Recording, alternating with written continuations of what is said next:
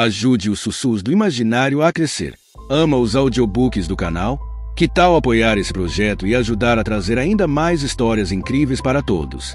Contribua com qualquer valor via Pix. Escaneie o QR Code na tela e faça parte dessa jornada literária. Seu apoio nos ajuda a produzir mais e melhor. Cada contribuição mantém viva a magia das histórias e fortalece essa comunidade de apaixonados por literatura. Muito obrigado pelo seu apoio. Bem-vindo aos Sussurros do Imaginário. Nosso canal é totalmente dedicado a audiobooks, proporcionando uma experiência imersiva para todos os amantes de boas histórias. Aqui, você pode relaxar e deixar sua imaginação fluir enquanto escuta os melhores títulos literários. Dica especial: para uma experiência ainda mais completa, recomendamos que você acompanhe o audiobook com o livro físico ou o e-book. Dessa forma, você poderá desfrutar tanto da narrativa quanto do texto original, unindo os dois mundos. Pedimos desculpas especialmente aos deficientes visuais por quaisquer falhas que possam ocorrer nos audiobooks, como trechos em outras línguas, pequenos erros de narração ou tradução. Isso acontece porque utilizamos narração sintética para manter a produção dos áudios. Queremos ouvir você. Sugira nos comentários livros que gostaria de ver aqui no canal. Não se esqueça de curtir, comentar e se inscrever para ficar por dentro de todas as novidades. Obrigado por estar conosco e bons sussurros.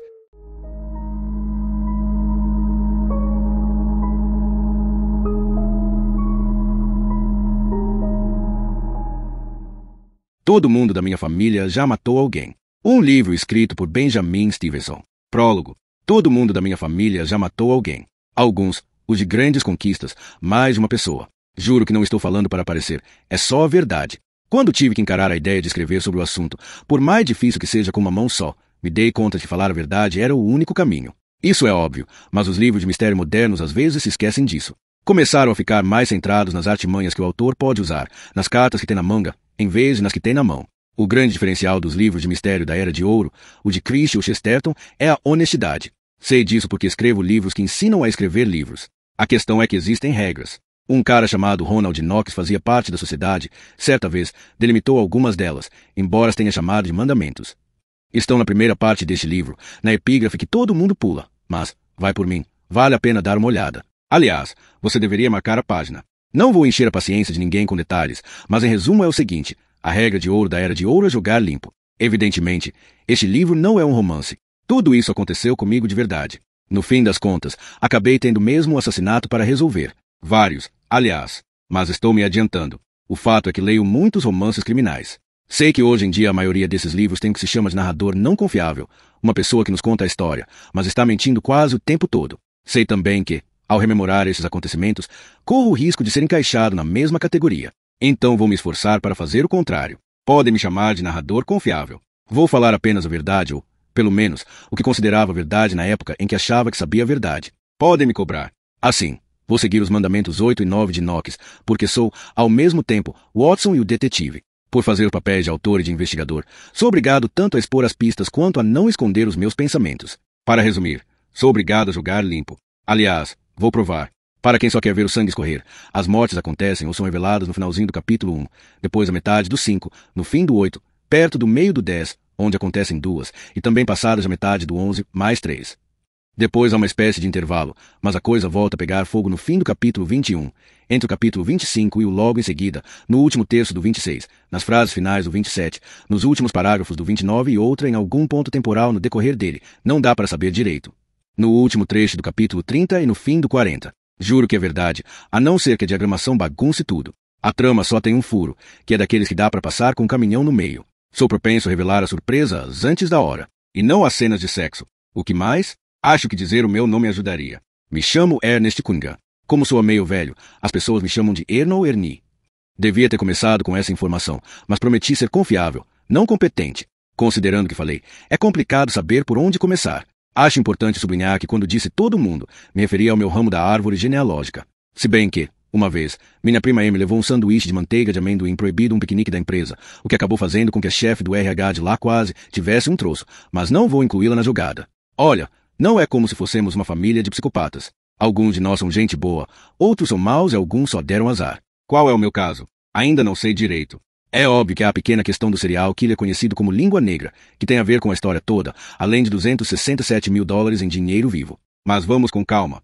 Sei que a esta altura você deve estar se perguntando outra coisa. Afinal, falei todo mundo. E prometi que não haveria truques. Se eu matei alguém? Sim, matei. Quem?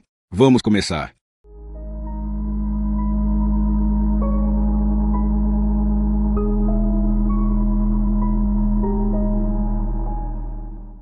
Meu irmão. Capítulo 1. Um único feixe de luz se movimentando através da cortina me informava que meu irmão havia acabado de parar o carro na entrada.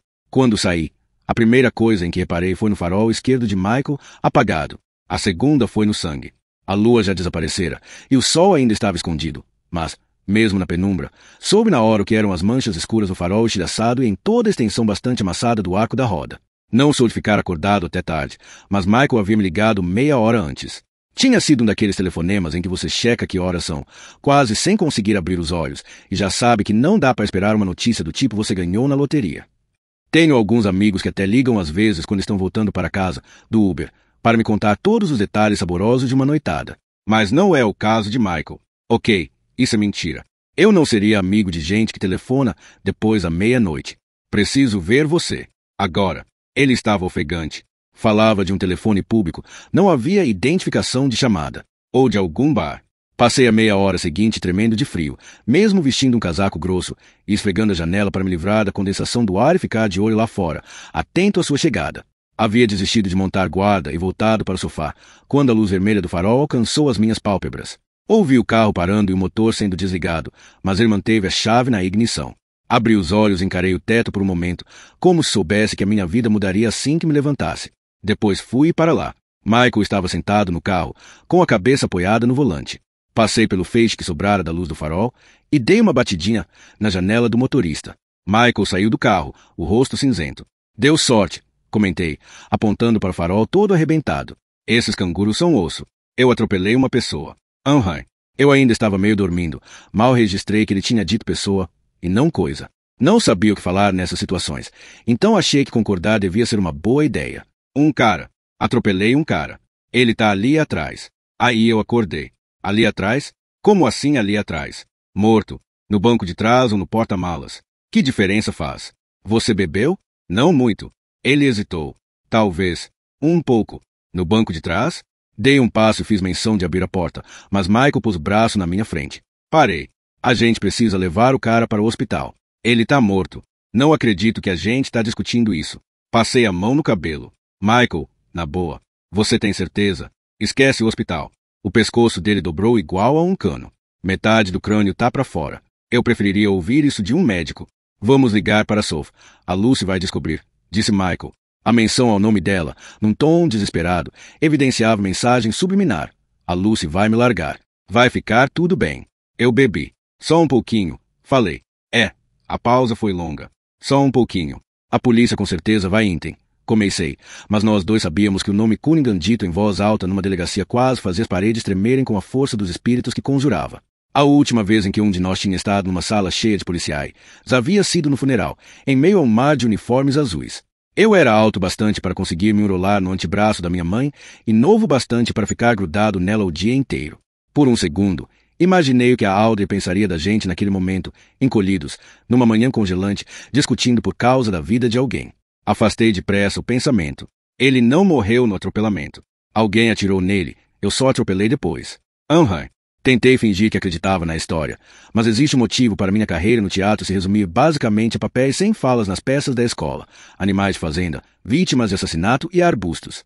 Tentei alcançar a maçaneta do carro outra vez, mas Michael não deixou de novo. Eu peguei ele. Achei, sei lá, que era melhor me deixar largado na rua. Depois não consegui pensar no próximo passo e acabei vindo para cá. Não falei nada, só assenti. Família é coisa séria. Michael esfregava as mãos na boca e falava por entre elas. O volante havia deixado uma pequena marca vermelha na sua testa. Não vai fazer diferença para onde a gente levar ele, disse o meu irmão, finalmente. Ok. A gente precisa enterrar o corpo. Ok. Para de dizer ok. Tá bom. Quis dizer para parar de concordar comigo. Então vamos levá-lo para o hospital. Você tá do meu lado ou não? Michael olhou de relance para o banco traseiro, voltou para o carro e ligou o motor. Vou dar um jeito. Entra. Eu já sabia que entraria no carro. Não entendo muito motivo. Parte de mim achava que, no carro, talvez pudesse convencê-lo a ter um pouco de juízo. Mas a minha única certeza era de que ele estava na minha frente, dizendo que tudo daria certo, e não importa que idade se tenha, 5 ou 35 anos, quando seu irmão mais velho diz que vai dar um jeito, você acredita. Coisa séria. Ah, rapidinho. Na verdade, nesse ponto da história, eu tinha 38 anos, e agora já são 41. Mas imaginei que parar um pouco da idade talvez ajudasse o pessoal que vai promover o livro a arranjar algum ator famoso para o papel. Entrei no carro. Havia uma bolsa aberta da Nike em frente ao banco do carona, cheia de dinheiro. Não como nos filmes, bem organizado, em maços impecáveis, presos com elásticos ou pedaços de papel, mas tudo zoneado, espalhado pelo chão. Só de pisar ali já era bastante estranho. Não apenas porque havia muito dinheiro, mas também porque, provavelmente, tinha sido ele a causa da morte do homem no banco de trás. Não olhei pelo retrovisor. Tá, olhei um pouco, mas só vi a protuberância de uma sombra que mais parecia um buraco no mundo do que um corpo de verdade. Sempre que a minha visão ameaçava entrar em foco, eu amarelava. Michael deu ré. Um copo de licor ou algo do tipo atravessou o painel. Chocalhando, caiu no chão e rolou para baixo do assento. No ar, havia notas de uísque. Pela primeira vez na vida, agradeci pelo hábito do meu irmão de fumar em ambientes fechados, porque os resquícios da fumaça da maconha no estofado disfarçavam o cheiro de morte. Ao descer o meio-fio, o carro sacolejou e o porta-malas fez barulho, sinalizando o trinco quebrado. Tive um pensamento horrível. Farol estilhaçado, porta-malas quebrado. Pelo jeito, ele havia atropelado alguma coisa 2 vezes. Para onde a gente está indo? Perguntei. Ai, você sabe para onde está indo? Ah, pro Parque Nacional. Floresta. Michael olhou para mim, mas não conseguiu sustentar o contato visual. Depois lançou um olhar furtivo para o banco de trás. Aparentemente se arrependeu e se resignou a encarar a estrada. Tinha começado a tremer. Não sei bem. Nunca enterrei um corpo. Asterisco, asterisco, asterisco, havíamos dirigido por mais de 2 horas quando Michael decidiu que já estava bom de estradas de terra e parou o carro, que mais parecia um ciclope barulhento, numa clareira. Alguns quilômetros antes, tínhamos saído de uma trilha usada para controle de incêndios e dali em diante seguido pelo terreno irregular. O sol já ameaçava querer nascer. O solo estava coberto de neve fofa e ofuscante. Aqui já tá bom. Tudo bem por você? Perguntou Michael. Assenti. Ou pelo menos achei que sim. Pelo visto não havia movido um músculo sequer, porque Michael estalou os dedos em frente ao meu rosto, me forçando a focar. Retribuí com o mais débil movimento de cabeça da história da humanidade, como se as minhas vértebras não passassem de correntes enferrujadas. Foi o suficiente para ele. Não sai daí, ordenou. Continuei olhando fixo para a frente. Ouvi Michael abrir a porta traseira direita e mexer ali, arrastando o homem, um buraco no mundo, para fora do carro. O cérebro gritava para eu fazer alguma coisa, mas meu corpo era um traidor. Eu não conseguia me mover. Após alguns minutos, Michael voltou, suado, a testa suja, e se inclinou sobre o volante. Vem me ajudar a cavar. A ordem destravou os meus membros. Esperava sentir o chão gelado, o ruído quebradiço da geada matinal sobre os sapatos, mas meu pé afundou até o tornozelo naquela camada branca. Olhei para baixo, atento. O que estava cobrindo o chão não era neve. Sim, teias de aranha em meio à grama alta e espessa, talvez a mais de 30 centímetros do chão, entrelaçadas de tal forma, grossas e de um branco tão intenso, que pareciam sólidas. O que eu havia identificado como gelo ofuscante era, na verdade, a luz cintilando sobre os filamentos delicados. O rastro dos passos de Michael eram como buracos escuros em meio ao pó. As teias cobriam toda a clareira. Um cenário majestoso, sereno. Tentei ignorar a forma sobre as teias no ponto onde terminavam as pegadas de Michael. Eu o seguia. Era como vadear em meio a uma névoa densa. Ele me levou para longe do corpo, acho que para evitar que eu tivesse um colapso nervoso. Michael havia trazido uma pequena espátula de pedreiro, mas me fez usar as mãos. Não sei por que concordei em cavar. Tinha passado o caminho todo achando que o medo dele, aquela dose fugaz de tremeliques que o acometera quando saímos, continuaria. Em algum momento, a ficha da enrascada em que ele estava se metendo deveria ter caído, obrigando-o a dar meia volta. Mas Michael fez o oposto. Saiu da cidade, madrugada adentro, cada vez mais calmo e estoico. Ele tinha coberto a maior parte do corpo com uma toalha velha, mas ainda dava para enxergar um cotovelo branco, chamando a atenção como um galho caído em meio às teias. Não olha, dizia Michael sempre que eu tentava fazer isso. Continuamos em silêncio por mais 15 minutos, até que parei. Continua cavando, pediu Michael. Ele tá se mexendo. O quê? Ele tá se mexendo.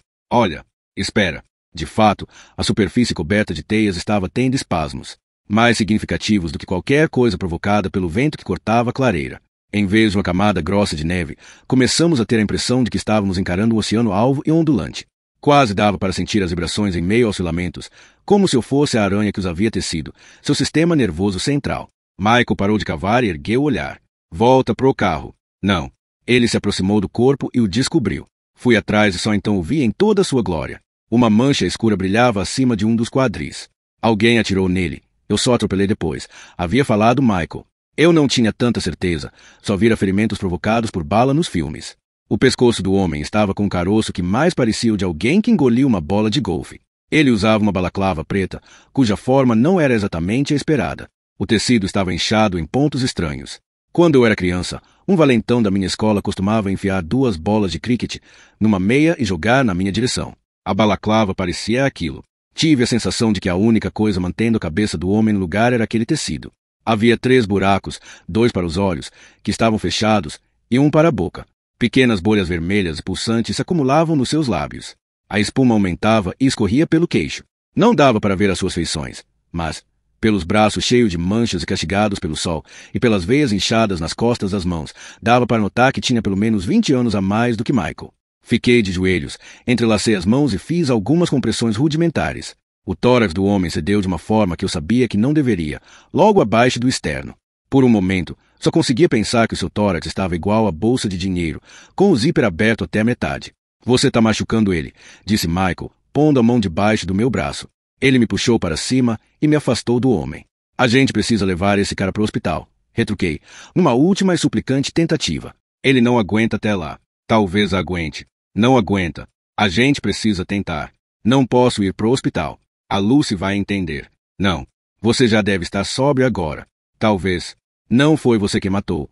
Você disse que atiraram nele. O dinheiro é dele? Michael grunhiu. Ele obviamente roubou isso. Falei. Faz sentido. Vai dar tudo certo. São 260 mil. Leitor, você e eu já sabemos que na verdade são 267 mil, mas ainda assim fiquei intrigado pelo fato de ele não ter tido tempo de chamar uma ambulância, mas teve para contar por alto o dinheiro. Caso contrário, se fosse um chute, teria dito 250, um número redondo. O jeito de falar também me soou como um apelo. Pelo tom de voz, não deu para saber se Michael estava me oferecendo uma parte ou só expondo o fato que pesava na sua decisão. Ern, escuta só, o dinheiro é nosso, disse ele, começando a implorar. Então ele estava mesmo me oferecendo uma parte. A gente não pode deixar ele aqui assim, desse jeito. Então acrescentei, com mais firmeza do que já usará com meu irmão na vida toda. Não vou fazer isso. Michael pensou por um minuto e assentiu. Vou ver como ele está. Falou. Ele se aproximou do corpo e se agachou. Ficou assim por alguns minutos. Eu me senti aliviado por ter vindo junto. Continuo achando que foi bom.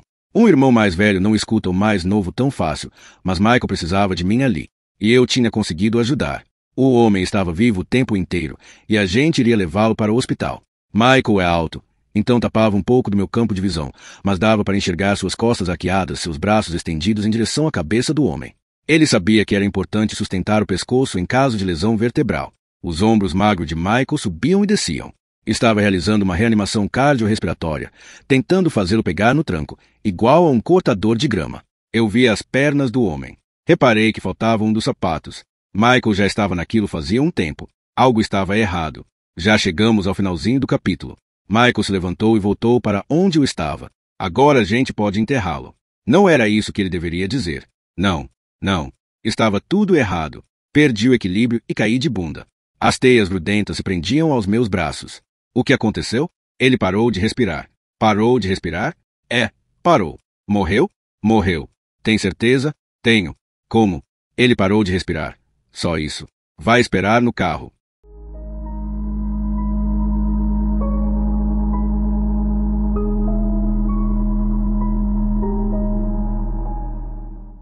Minha irmã postiça. Capítulo 2. Já vamos chegar à minha história. Preciso falar de algumas outras pessoas antes, mas quiseram eu ter matado quem inventou de fazer nossa reunião de família numa estação de esqui. Normalmente recuso completamente qualquer convite que venha com uma planilha do Excel em anexo.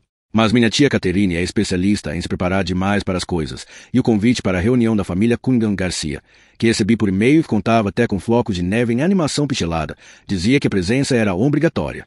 Minha habilidade exemplar de arrumar desculpas, seja um animal doente, um carro rebocado ou um manuscrito urgente, é bastante conhecida no círculo familiar, não que a minha ausência tenha sido tão sentida assim nos últimos 3 anos. Dessa vez, Caterine não queria correr o risco. O convite prometia um fim de semana divertido num local isolado onde todos nós poderíamos aproveitar para botar a conversa em dia. Todos nós estavam em negrito, bem como presença obrigatória. Por mais que me esquive, nem eu ouso discutir com o negrito. E se todos nós não eram um recado específico para mim, sei bem para quem era, o que significava que eu teria que ir.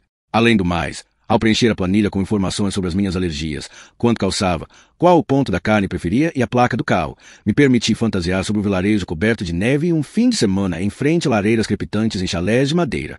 A realidade foi bem diferente, joelhos congelados e 1 hora de atraso para o almoço. Não tinha me tocado que a estrada estaria coberta de neve. O dia estava claro, e o sol fraco derretia a camada de gelo apenas o suficiente para que os pneus do meu Honda Civic deslizassem no asfalto.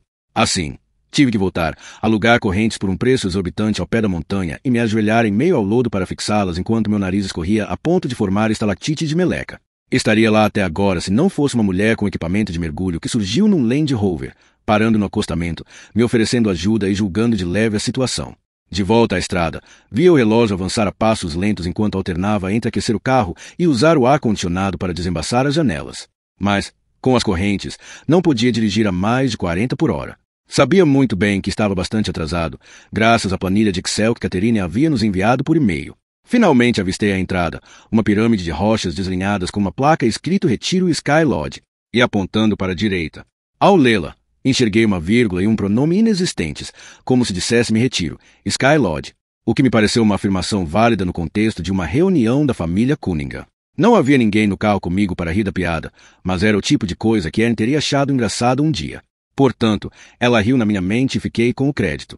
Tenho consciência de que o fato de os nossos nomes, Ernie e Erin, serem praticamente anagramas é fofo. Sempre que as pessoas nos perguntavam como havíamos nos conhecido, a gente respondia, alfabeticamente. Piada horrível, eu sei. A verdade é bem mais banal. Nós nos aproximamos porque compartilhávamos a experiência de termos sido criados por uma pessoa só. Quando nos conhecemos, Erin me disse que a mãe dela havia morrido de câncer quando era muito nova e que o pai a criará. Mais tarde falo do meu pai. Mas ela já tinha ouvido falar dele. No Google, a infâmia vai longe. Na saída da estrada principal, havia um prédio baixo que, pelo letreiro, anunciando apenas cerveja, escrito com tinta de parede, parecia ser um pub. Havia pilhas de esquis encostadas num canto, e era o tipo de ambiente em que devia dar para sentir o gosto de álcool só de entrar e o assistente de cozinha era um forno de micro-ondas. Fiz uma anotação mental, registrando como um potencial refúgio. Estava a caminho de uma reunião de família, afinal, então já imaginava um cronograma composto de refeições em grupo e retiradas estratégicas para o quarto. Seria bom ter mais opções. Ah, sim, Erin não morreu. Sei que, ao fazer uma referência oblíqua a um amor antigo, fica parecendo que depois vou revelar que ela estava morta desde o início da história, porque é assim que costuma acontecer neste tipo de livro. Mas não é o caso. Ela chegaria no dia seguinte. Tecnicamente, ainda éramos até casados. Fora que eu não indiquei nenhuma morte no capítulo 2. Pouco depois da curva, me dei conta de que não estava mais subindo e, sim, descendo. Em seguida, o carro deixou a sombra das árvores e dei de cara com a crista de um vale espetacular. O Sky Lodge ficava na base dele, tratando-se, segundo o anúncio, da hospedagem mais alta acessível por carro da Austrália, o que, sendo bem sincero, equivale a se gabar de ser o jockey mais alto do mundo. Tinha um campo de golfe de 9 buracos esculpido na encosta da montanha, um lago recheado de trutas, ideal para pescar ou remar. Fosse lá o que significasse conforto e rejuvenescimento ao pé da lareira, acesso à estação de esqui mais próxima, tarifa do teleférico não incluída na estadia, óbvio, e até o heliporto privado. É o que diz o folheto, só estou repetindo. Afinal, havia tido uma nevasca muito forte durante a noite e tudo, da estrada à minha frente ao campo de golfe que exigiria umas 400 tacadas para completar o percurso naquele momento, passando pela tundra achatada, que eu presumia ser o lago, uns 200 metros abaixo do prédio principal do resort. Estava coberto de uma grande camada de neve fofa. O vale parecia ao mesmo tempo plano, íngreme, pequeno e infinito. Descia a colina com calma. O branco total mexe com a nossa percepção de profundidade. Sem usar pequeno agrupamento de edificações semi-enterradas ao fundo como referência, talvez não tivesse nem notado quão íngreme a descida era até os freios não servirem para nada, eu ter que me resignar a uma rápida derrapagem até o fim do vale. Teria chegado mais do que morto e mais do que a tempo para o almoço. O centro do retiro tinha vários andares e era de um amarelo intenso, para se destacar da montanha, com pilares na entrada. Cuspia fumaça por uma chaminé de tijolos grudada a uma parede lateral, e a neve salpicada no telhado fazia parecer que o lugar tinha saído de um anúncio publicitário dos sonhos. Dentre 5 fileiras de janelas, várias reluziam num tom amarelo suave, como em um calendário do advento. Antes de chegar à construção principal, era necessário passar por uma sequência de 12 chalés, organizados em 2 fileiras de 6, com tetos de chapa de ferro ondulado que tocavam o solo, em consonância com a inclinação da montanha, e janelões do chão ao teto na frente, possibilitando uma vista ampla da crista rochosa. Eu ficaria hospedado num desses dentes de tubarão, mas não sabia ao certo qual era o número 6, que Catherine tinha designado para mim. Então segui para onde havia vários carros estacionados, ao lado da construção principal do resort. Alguns eu reconhecia. A Mercedes SUV do meu padrasto, com um adesivo desonesto que dizia bebê a bordo no vidro traseiro que, segundo ele, ajudava a evitar ser parado pela polícia com tanta frequência. A perua Volvo da tia Catherine, já coberta de neve, uma vez que ela havia chegado na véspera, e um modelo de carro excluído de luxo camuflado no branco. O carro tão famoso no Instagram e festejado como sua recompensa profissional. O Land Rover da minha salvadora também estava lá, óbvio. Num livro como este, a placa poderia muito bem ter sido Q3F0F0. Reconheci-o de cara por causa do grande snorkel de plástico. Antes de eu sair do carro, Catherine já se aproximava, furiosa, mancando um pouco, resquício de um acidente de carro quando tinha 20 e tantos anos. Era a irmã mais nova do meu pai. A diferença de idade tão grande que, quando minha mãe pariu a gente, os meninos Cunningham, lá pelos 30 e poucos anos, a idade da Catherine era mais próxima da minha do que da idade de mamãe. Nas minhas lembranças de infância, Catherine era uma pessoa jovial, divertida e cheia de energia. Trazia presentes para nós e nos contava histórias fantásticas. Eu também a achava popular, considerando que era o assunto principal do churrasco de família quando não estava presente. Mas a idade enriquece a nossa perspectiva, e hoje sei a diferença entre ser popular e ser falada. A intervenção veio na forma de uma pista molhada e um ponto de ônibus. O acidente a deixou com vários ossos quebrados e uma perna esmigalhada, mas também deu um jeito nela. Hoje em dia, tudo o que você precisa saber a respeito de Catherine é que as suas 2 frases favoritas são "sabe que horas são", e dá uma olhada no meu e-mail anterior. Ela estava usando uma roupa térmica azul clara sob um colete felpudo da North Face, uma espécie de calça impermeável que fazia barulho e botas de trilha que aparentavam ser tão duras quanto pão velho. Tudo novo em folha, da coleção mais recente. A sensação era de que ela havia entrado numa loja de equipamentos para atividades ao ar livre, apontado para o manequim e dito "quero aquilo ali". Seu marido, Andrew Millard, mas que todo mundo chamava de Andy, seguia atrás dela a certa distância, paramentado da forma mais constrangedoramente inapropriada, de jeans e jaqueta de couro, como se tivesse ido com ela à loja e ficado o tempo todo olhando o relógio. Não peguei as malas nem o casaco, achei que seria melhor ser lacerado pelo vento frio do que pela língua de Catherine, e corri ao seu encontro. A gente já comeu. Foi tudo o que ela disse, acho que tanto em tom de crítica quanto de repreensão. Catherine, desculpa, eu me embananei na subida da montanha depois de Jindabine, por causa da neve fresca. Apontei para as correntes nos pneus. Felizmente alguém me ajudou a colocar isso nas rodas. Você não checou a previsão do tempo antes de sair? Ela parecia incrédula com a possibilidade de que alguém fosse capaz de ser tão infiel à pontualidade a ponto de não levar a meteorologia em consideração. Admiti que não. Deveria ter levado isso em conta. Admiti que sim. Ela contraiu o queixo. Conhecia Catherine bem o suficiente para saber que ela só queria ter a palavra final. Assim, me mantive em silêncio. Tudo bem, então, disse ela, enfim, e se aproximou, me dando um beijo gelado na bochecha. Nunca soube como retribuir cumprimentos do tipo, mas decidi seguir o conselho dela e considerar o fator meteorológico, seu comportamento tempestuoso, me resignando com um beijinho no ar ao lado do seu rosto. Ela pôs um molho de chaves na minha mão. Ontem o nosso quarto não estava pronto, então você está no número 4 agora, anunciou. Está todo mundo no salão de jantar. Bom te ver. Antes que eu tivesse tempo de puxar papo, Catherine já voltava ao prédio principal. Andy esperou para me acompanhar e, em vez de tirar as mãos dos bolsos e apertar a minha, me ofereceu um meneio casual de ombro. Fazia muito frio, mas eu estava decidido a socializar, então meu casaco teria que continuar largado no carro. O vento era cruel. Entrava por cada brecha na minha roupa, me invadia e me revistava, como se eu lhe devesse dinheiro. Desculpa por essa, disse Andy. Pega leve com ela. Andy era assim, um cara que tentava manter o clima tranquilo entre os amigos homens ao mesmo tempo que defendia a esposa. O tipo de sujeito que diz claro, meu bem durante o jantar, logo em seguida, quando ela vai ao banheiro, balança a cabeça e solta uns, ai, mulher, sabe como é. Seu nariz estava vermelho, mas era difícil dizer se por causa do álcool ou da temperatura, e os óculos, ligeiramente embaçados. O cavanhaque pequeno e preto intenso adornava o seu rosto como se tivesse sido roubado de um homem mais jovem. Ele já tinha 50 e poucos anos. Não é como se eu tivesse feito a dança da chuva ontem à noite só para irritá-la, respondi. Eu sei, cara, é um fim de semana complicado para todo mundo. Então, sabe, não precisa fazer piada só porque ela está tentando facilitar as coisas. Ele fez uma pausa. Mas também tudo bem. Não vamos deixar que isso estrague os nossos planos de tomar umas e outras durante a viagem. Eu não fiz piada, só me atrasei. Vi a minha irmã postiça, Sofia, fumando na varanda. Ela ergueu as sobrancelhas como quem diz pior é ficar lá dentro. Andy deu mais alguns passos em silêncio e então, ainda que eu estivesse implorando mentalmente para que não fizesse isso, respirou fundo e disse, mas... O que me levou a pensar que não existe nada mais patético do que um homem tentando defender uma mulher que sabe se defender sozinha. Ela deu um duro danado naqueles convites. Não precisava fazer piada das planilhas dela. Eu não falei nada. Não agora. Quando você respondeu ao e-mail. Na pergunta sobre as alergias, você escreveu planilhas. Sofia ouviu de longe e riu de leve, disparando um jato de fumaça pelo nariz. Erin, a que não morreu, também teria rido daquilo. Andy nem precisava dizer em voz alta o que eu tinha escrito no item parentes próximos para eu me sentir um escroto. É uma reunião de família.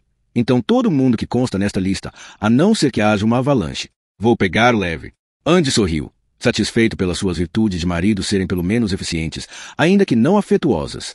Ele entrou no recinto, indicando que iria pegar um drink para ele e outro para mim, para reforçar o nosso vínculo masculino. Enquanto isso, parei para falar com Sofia.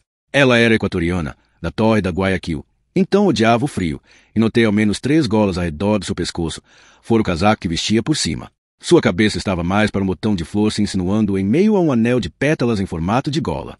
Mesmo encapotada, abraçava a si própria com um dos braços para se aquecer. Eu sabia que estava mais acostumado ao frio do que ela, uma vez que havia me submetido a vários banhos de gelo ao longo dos anos, curiosidade do dia. Aparentemente, temperaturas baixas aumentam a fertilidade masculina. Mas não queria que a conversa se alongasse, já que o frio adentrava todos os meus poros. Mesmo sabendo que eu não fumava, ela me ofereceu uma tragada. Era só algo que tinha o hábito de fazer. Afastei a fumaça com um aceno. Começou bem, disse ela, irônica. Importante fazer amizade, é o que eu sempre digo. Ainda bem que você chegou. Estava te esperando para me salvar. Sabia que a atenção recairia sobre você. Toma. Ela me entregou um pedacinho de cartolina quadrado com vários quadrinhos impressos. Dentro de cada um, havia uma frase curta relacionada aos diferentes membros da família. Marcelo grita com o garçom. Lucy tenta te vender alguma coisa. Avistei o meu nome. Ernest estraga alguma coisa. Na linha do meio, à esquerda. Bigo? Perguntei, lendo o cabeçalho. Bingo da reunião. Achei que seria divertido. Fiz só para nós dois, disse, erguendo o próprio cartão, onde pude ver que já havia um X. O resto do pessoal não tem um pingo de senso de humor. Ela franziu o nariz. Arranquei o cartão da mão de Sofia. As frases eram diferentes das do meu, e também constavam algumas ocorrências genéricas. A gramática era um caos absoluto, caixa alta para enfatizar coisas aleatórias, parênteses absurdos e nada de pontos finais. Algumas eram mais engraçadinhas do que outras. Sempre dava para contar com os meus atrasos, com Marcelo descascando algum funcionário de onde quer que estivéssemos, mas quadrado na parte inferior à direita dizia, avalanche. Chequei o meu. No mesmo local estava escrito osso quebrado, ou alguém mói, acompanhado de um incongruente emoji sorridente. No quadrado onde Sofia já marcará um X constava a frase Ernest chega atrasado. Isso não é justo, falei, devolvendo o cartão. Melhor você ir dar oi pro pessoal. Vamos. Assenti. Sofia terminou a sua degustação de fumaça e jogou a guimba no meio da neve. Mas ali, caído em meio ao branco total, o restante do cigarro estava obviamente deslocado. Ela me lançou um olhar desesperançoso, desceu da varanda, desanimada, se abaixou, pegou a guimba e pôs no bolso. Sabe, disse enquanto me guiava para dentro do prédio, seria bom você ser mais comedido se quiser sobreviver a este fim de semana. Juro por Deus que ela disse essa frase exata. Até me lançou uma piscadinha. Como se fosse ela quem estivesse contando esta merda de história.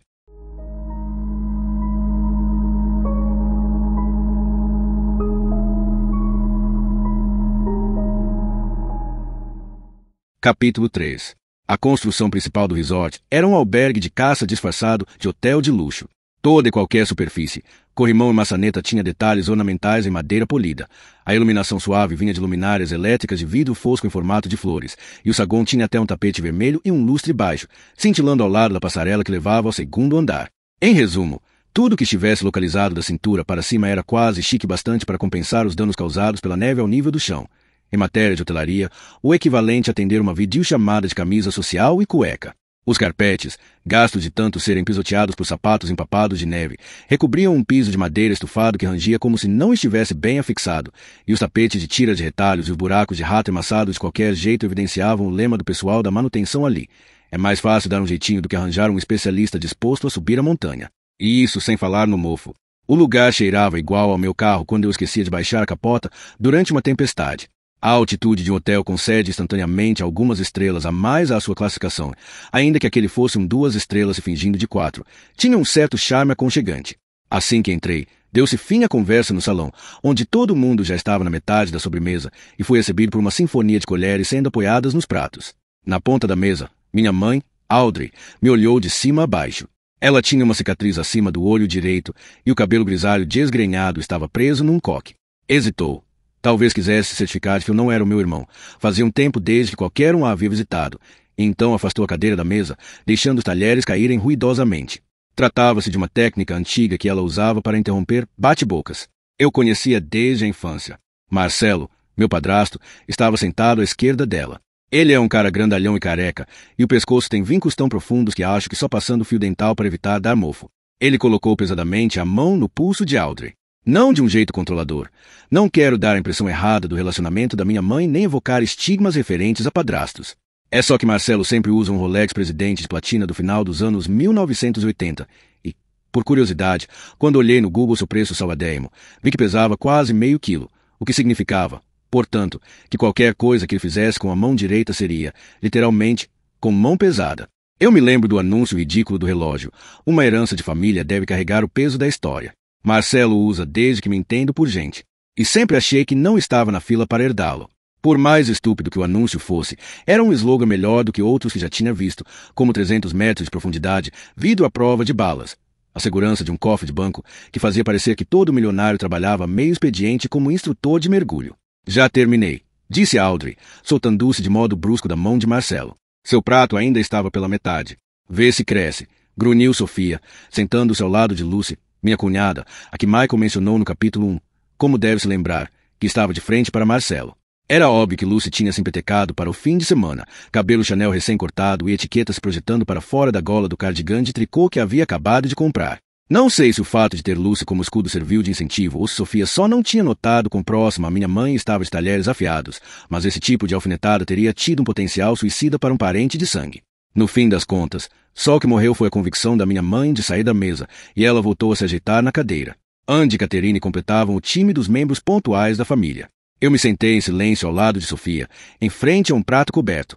Acabou que alguém se dera ao trabalho de guardar o prato principal para mim, bife ao ponto especificado na planilha, e Catherine devia ter bufado por algum tempo diante do cloche, porque ainda estava morno. Lucy tinha um prato a mais à sua frente, o que significava que havia beliscado a minha entrada. Fiquei pensando se estava faminta ou se tinha sido um gesto deliberado. Algo que você precisa saber sobre mim é que gosto de ver cada situação por 2 ângulos distintos. Sempre tento analisar os 2 lados da moeda.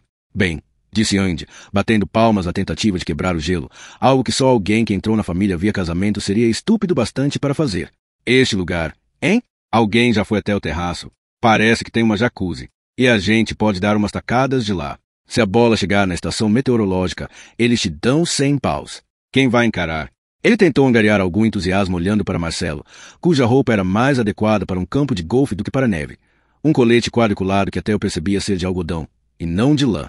Vestir aquilo num clima úmido e frio era pedir para morrer. Por mais que tivesse me sentido julgado pela mulher do 4x4 com o snorkel, pelo menos eu tinha trazido um casaco de fleece. Andy continuava a percorrer a mesa com o olhar. Catherine, sentada entre ele e Marcelo, cutucou para que ficasse quieto. Falar com o inimigo era proibido. Comemos em silêncio, mas eu sabia que todo mundo à mesa estava pensando o mesmo que eu. Quem quer que tivesse tido a ideia de começar o fim de semana um dia antes, quando cada pessoa ali sabia que a razão pela qual estávamos presentes só chegaria no dia seguinte, merecia ser amarrado a um trenó e jogado montanha abaixo. Você aprende muito sobre uma pessoa ao observar a sua capacidade, ou falta de capacidade, de lidar com silêncios desconfortáveis.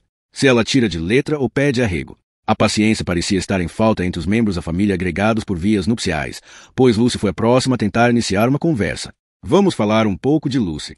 Ela administra um negócio independente online, ou seja, perde dinheiro na internet periodicamente. É uma pequena empreendedora da mesma forma que Andy é feminista.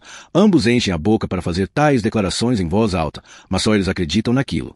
Não digo o nome da empresa porque não quero ser processado, mas me lembro de quando ela foi promovida a vice-presidente executiva regional, ou algo assim. Um tempo atrás, junto a uns 10 mil outros.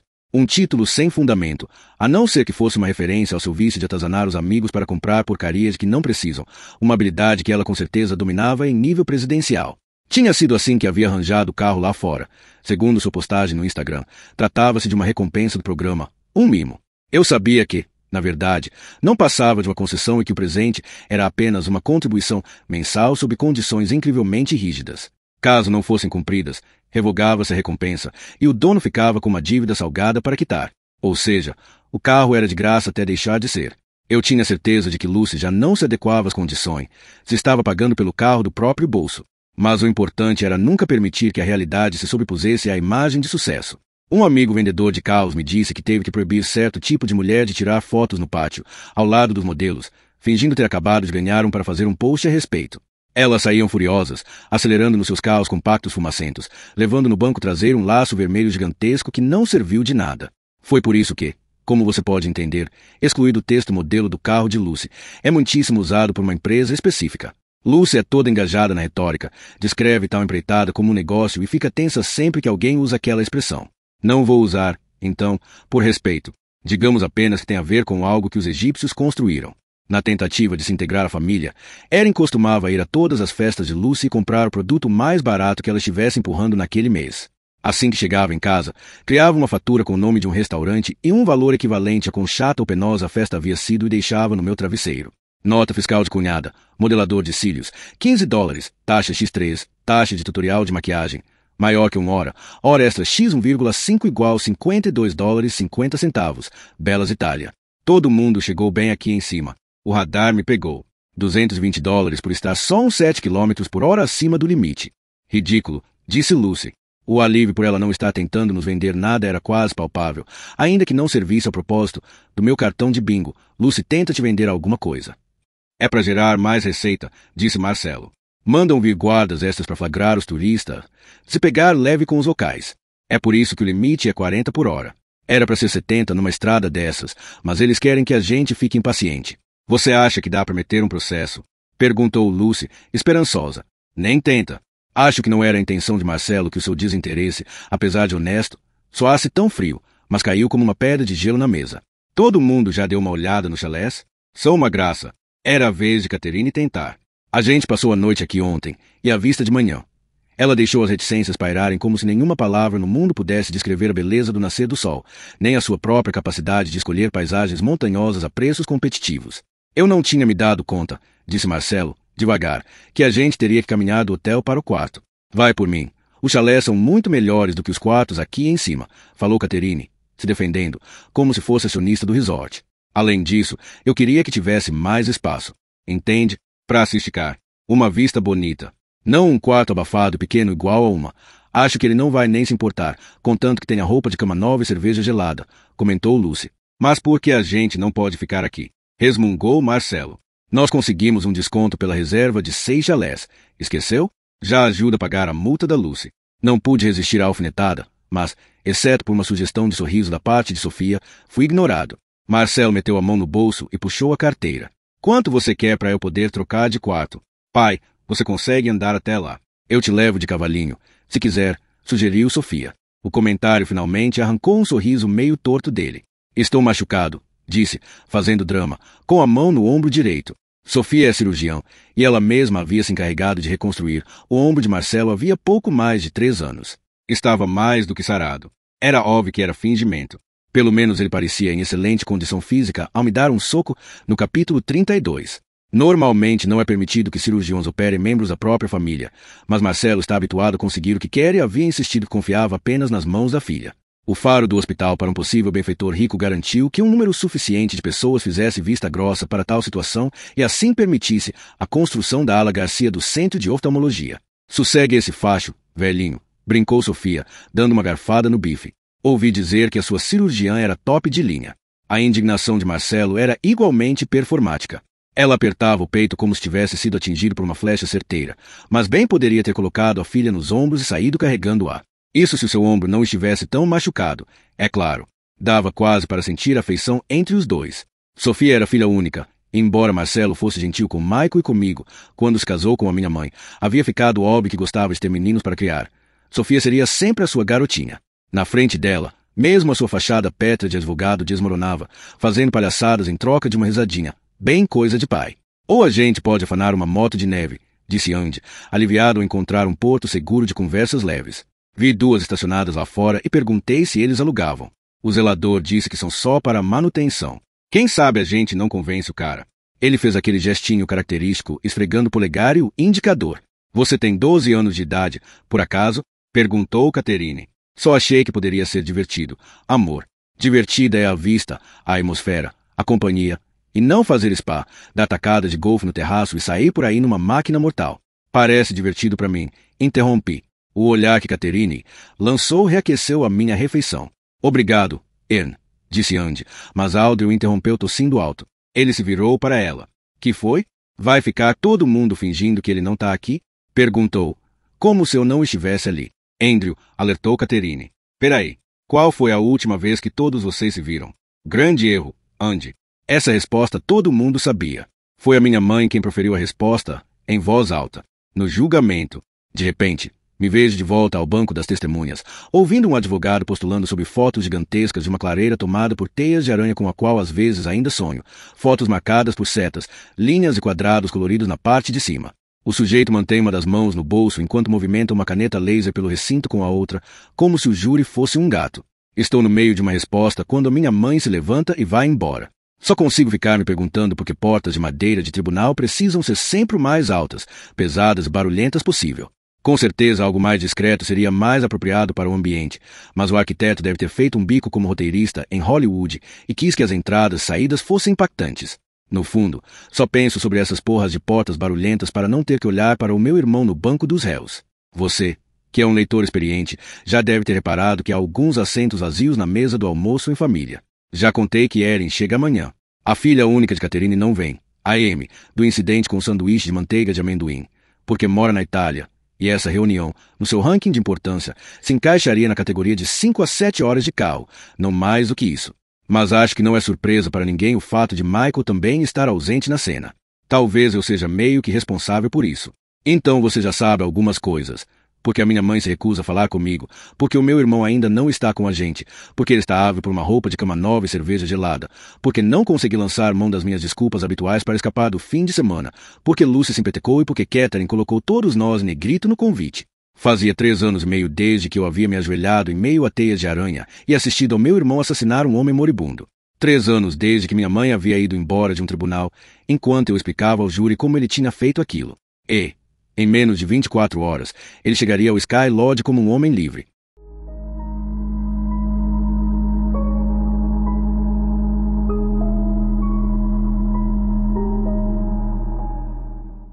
Capítulo 4. Desde o funeral. Com aquela bandeira dobrada repousando ameaçadoramente sobre o caixão e os bancos da igreja cheios de ponta a ponta com policiais de luvas brancas e fardas com botões de ouro polido, conheço a sensação de ser um pária. O velório de um policial mostra o lado bom e o lado ruim de confrarias. Como elas podem gerar um laço de pertencimento e ser motivo de orgulho para muitas pessoas. Vi um policial com cap hexagonal debaixo do cotovelo abrir um canivete suíço e talhar o símbolo do infinito na madeira do caixão, um laço eterno, mas fechar implacavelmente a outros. Lembro a discussão no saguão entre as 2 famílias do morto, a de sangue e casamento e a dos uniformes azuis, ambas insistindo que sabiam que era melhor, cremação ou enterro. Uma briga fútil. Os laços de sangue prevaleceram, e o corpo foi enterrado. Do ponto de vista legal, fazia sentido, mas também acho que policiais devem ficar nos carros de patrulha tendo conversas do tipo se eu morrer o tempo todo. Vai saber. O funeral foi movimentado. Estava mais para um set de filmagem do que para uma capela reverente. Todo aquele agito, os fotógrafos em frente à igreja, as cabeças virando, os olhares de soslaio e os sussurros espantados. Meu Deus, aqueles são os filhos dele. Me ensinou a diferença entre ser observado e ser visto. Aquele voyeurismo tão unilateral. Os filhos dele formam uma bolha ao seu redor, te afasta de tudo.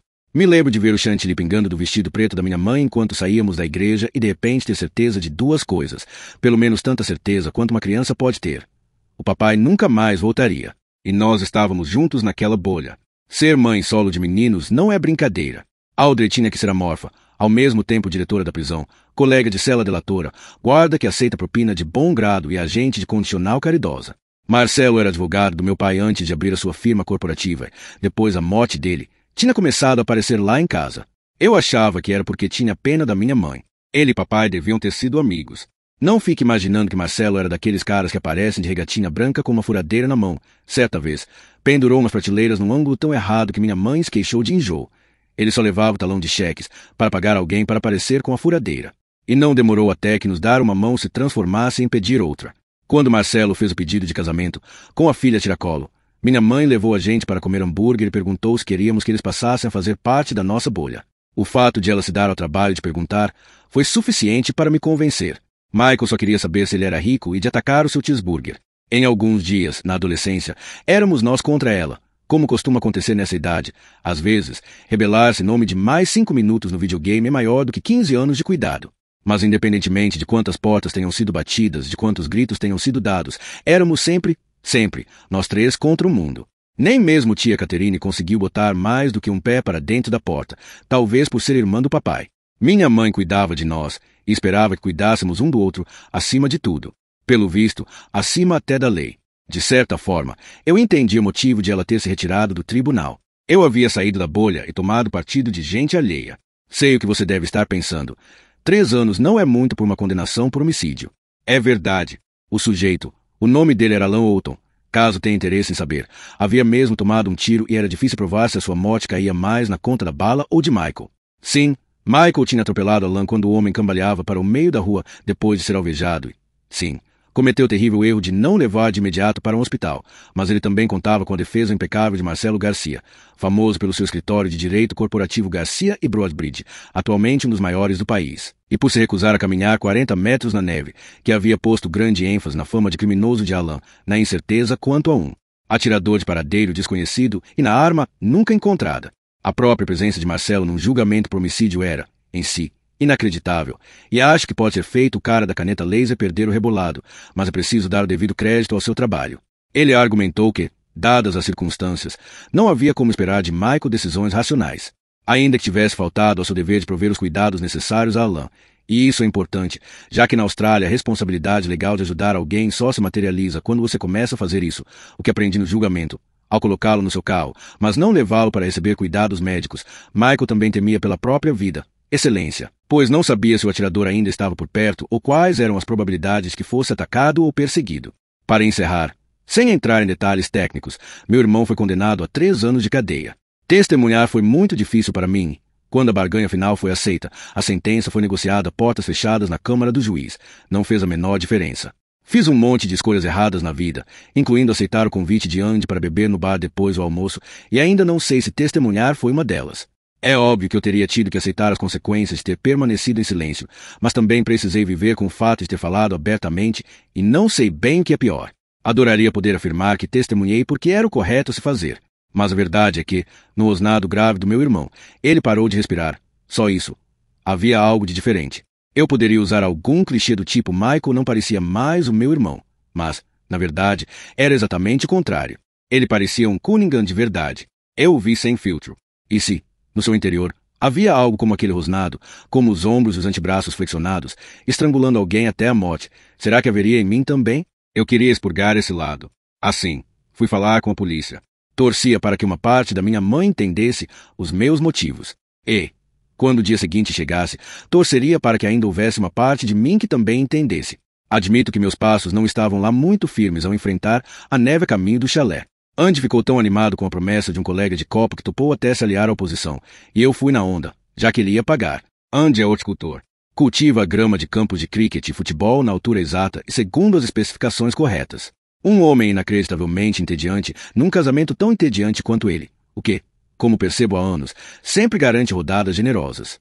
Eu tinha levado uma mala de rodinhas com alça extensível que vem a calhar em aeroportos, mas nem tanto na encosta de uma montanha, que acabei conseguindo transportar com uma série de puxões e movimentos de levanta e exalta. Também estava carregando uma bolsa esportiva pendurada no ombro. Embora ainda fosse o meio da tarde, o pico da montanha bloqueava o sol, então começava a escurecer. Apesar de as cervejas terem ajudado a esquentar, dava para sentir a mudança da temperatura. Era parecido com o que dizem que acontece em Marte. Escurece, num piscar de olhos, o frio é de congelar. Andy estava pensando em dar uma olhada na jacuzzi quando a gente terminasse de beber, mas eu torcia para que mudasse de ideia. Caso contrário, só conseguiriam tirá-lo de lá com uma talhadeira. Apesar do frio, quando cheguei com a bagagem ao meu semi-enterrado chalé, foi a duras penas e suando bastante. A neve batia na cintura, mas os funcionários do hotel haviam aberto uma trilha com a pá até a porta, pela qual arrastei a mala, que se chocava com os cantos feito uma bola de pinball. À frente da cabana, onde ficavam as janelas, tinha um toldo saliente, o que impedia que a neve se acumulasse a ponto de tapar a vista.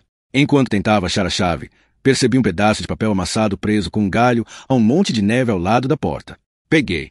Alguém havia escrito um bilhete com uma caneta preta grossa de feltro. À medida em que o papel se empapava, as letras começavam a escorrer, produzindo um efeito macabro. Estava escrito: o frigobar é uma merda. Cave. Na parte inferior, à direita, havia um grande S de Sofia. Eu me abaixei e espalhei a neve do montinho com a mão, revelando as beiradas prateadas das 6 latas de cerveja que ela escondera para mim. Depois do julgamento de Michael, Sofia foi a única que manteve contato comigo. Percebi que o ostracismo era para valer quando nem Lucy mandava mais e-mails me convidando para um dos seus seminários gratuitos. Mas Sofia me procurava. Talvez por, como eu, também ser uma pária. Seu pai a havia inserido numa nova família, num novo país. E com inserido quero dizer despejado. Pois, por mais que Marcelo fosse amoroso quando estava presente, ninguém sobe ao patamar mais alto do direito corporativo, dando a atenção necessária aos filhos. Embora jamais tivesse se queixado de não ser bem-vinda na nossa casa, acho que Sofia sempre enxergou a nossa bolha invisível. Depois que o julgamento nos deixou no mesmo nível, passamos de irmãos postiços com um relacionamento cordial a amigos de verdade. Por isso fui o único convidado para o seu jogo de bingo. Refiz o montinho de neve que escondia as latas e entrei na cabana, feliz por ainda restar ao menos alguma fonte de calor na montanha. O chalé tinha um único ambiente, onde a sensação era de estranheza, de algo meio torto, como num navio instável, devido à inclinação do teto. A sensação desconfortável era compensada pela vista panorâmica. A primeira impressão que se tinha do cômodo era exatamente a prometida. Meu orgulho não me impede de dar o tapinha nas costas merecido na minha tia e reconhecer que a paisagem era de tirar o fôlego. Em especial com os últimos fiapos de sol desaparecendo sobre a serra e a longa sombra do pico se estendendo pela encosta. No lado da janela, o pé direito tinha mais de 3 metros de altura.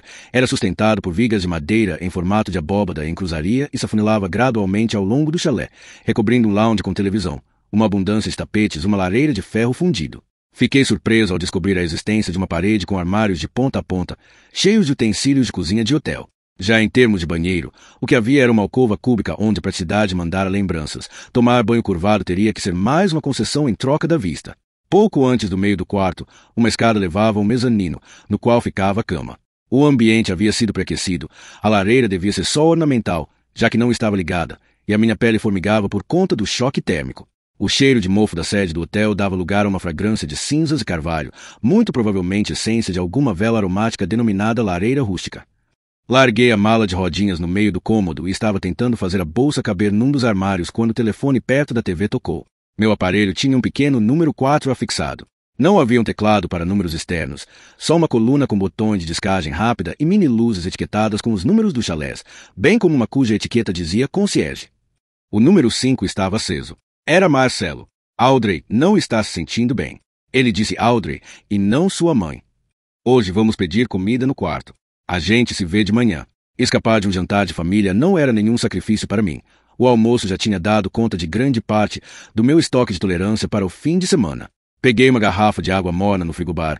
Sofia tinha razão. Era uma merda mesmo. E tomei tudo de um gole só, porque tinha lido em algum lugar que um dia na neve pode desidratar mais do que pegar uma praia. Depois fui catar uma das latas de cerveja escondidas. Me encostei no sofá e, sem nem pensar sobre o assunto, apaguei. Acordei com alguém esmurrando a porta. Como era de se esperar. Você já leu livros desse tipo antes. Tive um momento de pânico porque, às vezes, tenho sonhos, memórias, aliás, de estrangulamento. Ao ser acordado com tamanha violência, a janela gigante e a sensação de espaço me fizeram pensar, por um segundo, que tinha caído no sono do lado de fora. O cume se encontrava com o céu escuro sob o brilho espetacular das estrelas, sem a bruma urbana nem as nuvens para atrapalhar. O vento do lado de fora soava como um rosnado, e punhados de neve caíam sem parar, dançando pelo céu. Mais perto, a montanha era iluminada pela rebarba pálida de holofotes, servindo aos esquiadores noturnos no vale ao lado, enquanto a encosta era marcada pelas sombras esquálidas de árvores sem folhas. A temperatura continuava a cair e tentava se insinuar para dentro do quarto. Dava quase para sentir o bafo do vidro pulsando contra o aquecimento interno. Esfreguei os olhos e me endireitei. Depois me arrastei até a porta. Quando abri, Sofia estava na soleira, encolhida, com as mãos nos cotovelos e lascas de gelo no cabelo preto açoitado pelo vento. E aí? Trouxe o dinheiro? Perguntou ela.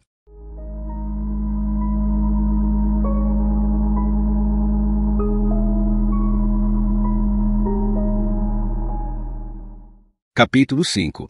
Ok, olha só. É o seguinte. Eu não menti. Michael me pediu para guardar o dinheiro. Quando ele me levou de volta para casa de manhã, eu em silêncio total no banco do carona, ainda tirando teias de aranha pegajosas dos antebraços, disse que talvez fosse mais seguro o dinheiro ficar comigo por enquanto. Eu entendi o raciocínio. Alan o teria roubado ou teria que entregá-lo a alguém. No meio do processo, algo acabou dando errado. Se Michael teria ou não algo a ver com essa parte, eu não sabia ao certo. Mas se alguém havia perdido algumas centenas de milhares de dólares, provavelmente iria querer de volta. Meu papel era ser mais um empecilho, um nível de segurança, no caso de o atirador ter visto o carro de Michael. Isso, claro, se houvesse um atirador. Assim, com esse acordo tácito, eu havia levado a bolsa. Talvez Michael tivesse sugerido que me pagaria por tomar conta dela, mas eu mal conseguia ouvir qualquer coisa, só um eco na cabeça, como se ele estivesse falando debaixo d'água. Depois, em transe, havia entrado em casa, jogado a bolsa na cama, vomitado e chamado a polícia. 20 minutos depois, estava algemado na traseira de um carro, guiando 2 detetives entediados até a clareira. Sei que não me levaram a sério no começo, porque até pararam num drive-thru do McDonald's no caminho. Nunca tinha ouvido falar de uma testemunha de homicídio que teve que aguardar um MC Muffin ficar pronto. Isso foi antes de o circo começar. Antes das sirenes, das ambulâncias, dos furgões de emissoras de televisão e até de um helicóptero pousando no meio do campo. Antes de haver editoriais sobre o crime e outros, ainda mais populares, sobre o campo coberto de teias, a bizarrice da natureza tinha sido produzida por aranhas em fuga, tentando escapar de uma inundação próxima. Antes de eu ser trancado numa sala de interrogatório e de virem com câmeras e bafos quentes de McDonald's na minha cara para me dizerem que Michael havia me entregado e que era melhor confessar logo. Quando me soltaram, depois do que me pareceu o tempo máximo que poderia ser detido, soube que Michael não tinha dito absolutamente nada. Só queriam ver se eu mentiria para salvar a pele. Me levaram para casa e até perguntei se queriam passar no KFC no caminho, porque não estava com pressa. Mas a piada não agradou muito o público. Foi só chegar em casa e ver a bolsa preta em cima da cama, bem onde eu a havia deixado, que me dei conta de ter esquecido de contar à polícia sobre o dinheiro. Juro, simplesmente achei que tivessem dado uma busca na casa. No início, estava mais focado em Alan e tentando me lembrar da ordem exata dos acontecimentos, que horas eram quando meu irmão me pegou, quando me deixou em casa, quando me pediu para esperá-lo no carro. Depois achei que o dinheiro já estaria com eles, que iriam me perguntar sobre isso em algum momento, mas não perguntaram. Quando caio em mim, já é o dia seguinte, estou assinando um papel onde declaro meu testemunho como verdadeiro e fidedigno e ainda não mencionei o dinheiro. Michael também não falou nada, talvez nem saiba ainda que fui eu quem o entregou, assim, imagino, ainda acho que estou do seu lado, protegendo o dinheiro por ele. Depois estou no banco das testemunhas e ninguém tocou no assunto ainda. Nem Michael, nem Marcelo falam a respeito para me ferrar durante o julgamento, como eu meio que esperava. E sei que o momento de mencioná-lo sem causar um mundo de problemas já está mais do que passado e tudo fica como está, não dito.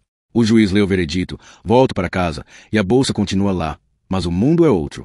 Meu irmão está na cadeia e tenho comigo uma bolsa com 267 mil dólares. Sei a quantia exata, pois tive tempo de contar. Esse era um outro motivo pelo qual não podia faltar nesse fim de semana. Havia contado meu plano a Sofia semanas antes. Planejava entregar a bolsa a Michael no dia seguinte. Não pensava no ato como um pedido de desculpas, porque eu não tinha feito nada de errado, mas talvez como uma espécie de oferta. Não era um ramo de oliveira, mas certamente era verde, metaforicamente, ao menos. Além disso, quase tudo continuava ali. Olha que irmão bacana eu sou. Está tudo aqui? Perguntou Sofia, olhando para a bolsa eviscerada no sofá à sua frente. Ela rondava sem se sentar, nervosa com a possibilidade de tocar no dinheiro. A maior parte, confessei. A maior parte? Bem, houve algumas emergências. Faz 3 anos. Nem sei se ele contou. Você disse que ele contou. Provavelmente. Estou torcendo para o Michael não se lembrar do total exato. Você sabe que eu faria se passasse 3 anos na prisão achando que o meu irmão me roubou uma bolsa cheia de dinheiro. Pensaria sobre isso todo santo dia. Até o último centavo. Acho que ele pensa que eu gastei tudo. Vai ficar feliz por recuperar o dinheiro. A maior parte do dinheiro. A maior parte. Sofia soltou o ar de forma exagerada, com direito a lábios trêmulos, e foi até a janela. Bateu um dedo contra o vidro e observou a montanha por um momento. Por que você ficou com o dinheiro? Perguntou delicadamente. Estava falando sério. Sofia nunca havia comprado as lorotas com que eu me enrolava, tentando convencer a mim mesmo de que estava com dinheiro porque perdia uma oportunidade atrás da outra de devolvê-lo. Por estar constrangido demais, por achar que seria complicado demais. Ela percebia que não era só isso. Seria ganância pura e simples? Eu não tinha certeza. Não esperava que Michael me dissesse, vem cá me dar um abraço e dividisse a grana comigo no dia seguinte, mas estaria mentindo, algo que prometi não fazer. Se não dissesse que, ao longo dos últimos 3 anos, ter aquela bolsa no fundo do armário me trouxe certa paz, especialmente levando em conta tudo que tinha acontecido com Erin. O dinheiro era o meu fundo de reserva, fazer as malas é cair fora. Minha caderneta de poupança, se tudo der errado. Meu investimento para começar de novo. Não queria usá-lo, mas era bom saber que estava lá. Não fiquei com o dinheiro, falei, repetindo o discurso de sempre. A bolsa é que acabou ficando comigo. Sofia fez cara feia, decepcionada. Sabia que as minhas desculpas eram ensaiadas. A verdade era que, antes de sair de casa, eu havia pegado 2 maços de notas e colocado na gaveta de cuecas. A verdade era que, até Marcelo causar uma reviravolta nos rumos do julgamento, eu achava que Michael teria uma pena bem mais longa, a ponto de dinheiro deixar de importar para ele. A verdade era que uma das únicas razões para eu não ter gastado muito era não saber de onde vinha aquele dinheiro e seria rastreável. Caso contrário, ao menos eu teria depositado e vivido dos rendimentos. A verdade era que eu ainda não havia decidido se iria mesmo dar dinheiro para o meu irmão no dia seguinte. Eu o tinha levado para o caso de Michael perguntar a respeito. Contei a Sofia que planejava entregá-lo para ter uma promessa a cumprir, tentando afastar a chance de dar para trás. Sabe, as pessoas adotam um olhar específico quando tomam uma decisão. Nada físico, só um sexto sentido, algo tipo o arrepio na nuca que sentimos quando alguém está nos observando. Foi o que aconteceu naquele momento. Os átomos do ar mudaram. Sofia havia tomado uma decisão. E se eu dissesse que preciso de uma parte? Perguntou. O telefone tocou, nos dando um susto. Óbvio, você já leu esse tipo de livro antes. O pequeno número 2 se acendeu. Depois de 2 toques, parou, antes mesmo de eu me encaminhar para atender a ligação. Olhei o relógio. 11h15. Se você estiver prestando atenção aos números dos capítulos, talvez saque que alguém acabou de morrer. Eu só não fiquei sabendo ainda. Dá uma pensada, disse ela, e percebi que estava esperando uma resposta. De quanto você precisa? 1,50, talvez. Ela mordeu o lábio. Pegou um punhado de notas da bolsa e segurou-o como se o estivesse pesando. 1.000. Acrescentou, como se houvesse alguma chance de eu ter achado que ela me visitaria no meio da noite por causa de $50. Michael sabe que o dinheiro está comigo. Ele sabe que deixou a grana com você, não que está com você. Ela havia ensaiado o discurso, enumerado argumentos, assim como eu fazia com as minhas desculpas. Você pode dizer que a polícia levou, ou que você doou, ou que queimou. Eu poderia fingir que nunca tinha pensado nessas possibilidades, mas não vou. Sou um narrador confiável, lembra? Em que tipo de enrascado você se meteu? Perguntei. O que preferi não dizer foi que havia gente mais rica que impedir, meios mais legais de obter o dinheiro. O pai dela, para começo de conversa. E 50 mil era muita grana, com certeza, mas ela era cirurgiã e dona de propriedades. Se queria $50.000, ela havia dito uns 50, talvez, o que para mim significa que precisava desse valor exato. Era isso que precisava para preencher a lacuna entre o que poderia obter por conta própria e o total. Além disso, queria dinheiro vivo. O que significava rapidez, discrição e nada de registros. O buraco era mais embaixo do que ela fazia parecer. Não preciso de ajuda, só do dinheiro. O dinheiro não é meu.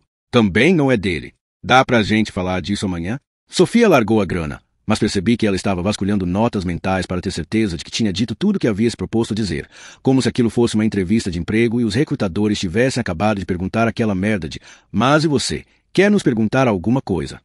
Devia ter decidido que já tinha tocado em todos os pontos cruciais, porque se encaminhou até a porta. Quando abriu, uma lufada de ar congelante invadiu o ambiente. Olha só pro jeito que te trataram. Ainda acha que você deve algo a eles? Um dia vai se dar conta de que família não tem a ver com o sangue que corre nas suas veias, mas por quem você derramaria sangue. Ela pôs as mãos nos bolsos e saiu pela noite. Voltei para dentro e olhei para o dinheiro, semi-estupefato, tentando analisar tudo o que havia acabado de acontecer. Fiquei pensando se Sofia não estaria certa. Se, apesar da minha família ter se esforçado para me excluir, eu não sentia como se ainda tivesse alguma obrigação em relação a eles. Seria esse o motivo de eu estar ali? Uma pergunta grande demais, depois de cerveja demais e perto demais da meia-noite. Desisti de toda aquela reflexão. Peguei o telefone e disquei de volta para o quarto 2. Alô? Para minha surpresa, a voz do outro lado da linha era a de Sofia. Ern? Ah, oi, Sofia. Chequei as luzes do aparelho. Havia mesmo discado 2, então talvez tivesse confundido o número que tinha piscado antes. Sofia não poderia ter me ligado de fora enquanto estava no meu chalé. Desculpa, é só para saber se você tinha chegado bem. É de noite, sabe como é. Não ia querer que caísse num buraco e acabasse perdendo a reunião de família. Você chama isso de reunião de família? 7 pessoas. Ela riu e o telefone chiou. Aff, gente branca. Tentei rir também. Mas tinha em mente quão normais nós dois estávamos tentando parecer, o que me fez travar imediatamente. O máximo que consegui foi soltar um grunhido estranho, abafado. Ok, Ern. Obrigada pela preocupação. Promete que vai pensar? Não precisava prometer. Não conseguia pensar em mais nada, mas prometi a si mesmo. Demos boa noite e desligamos. Terminei a cerveja, deixei as cortinas abertas para o nascer do sol e fui até o mezanino. Deitado de lado, observei a serra escarpada que se confundia com o céu infinito e me senti muito pequeno. Imaginei o que os outros estariam fazendo naquele instante. Sofia, assim como eu, no meio de uma montanha, pensando numa bolsa cheia de dinheiro. Erin, em algum motel fuleiro na estrada, pensando em sabe Deus o quê. E Michael, contemplando mesmo o céu por uma janela de prisão pela última vez, talvez refletindo sobre o que queria fazer comigo. Caí no sono, na esperança meio vã de que no dia seguinte tudo ficaria bem.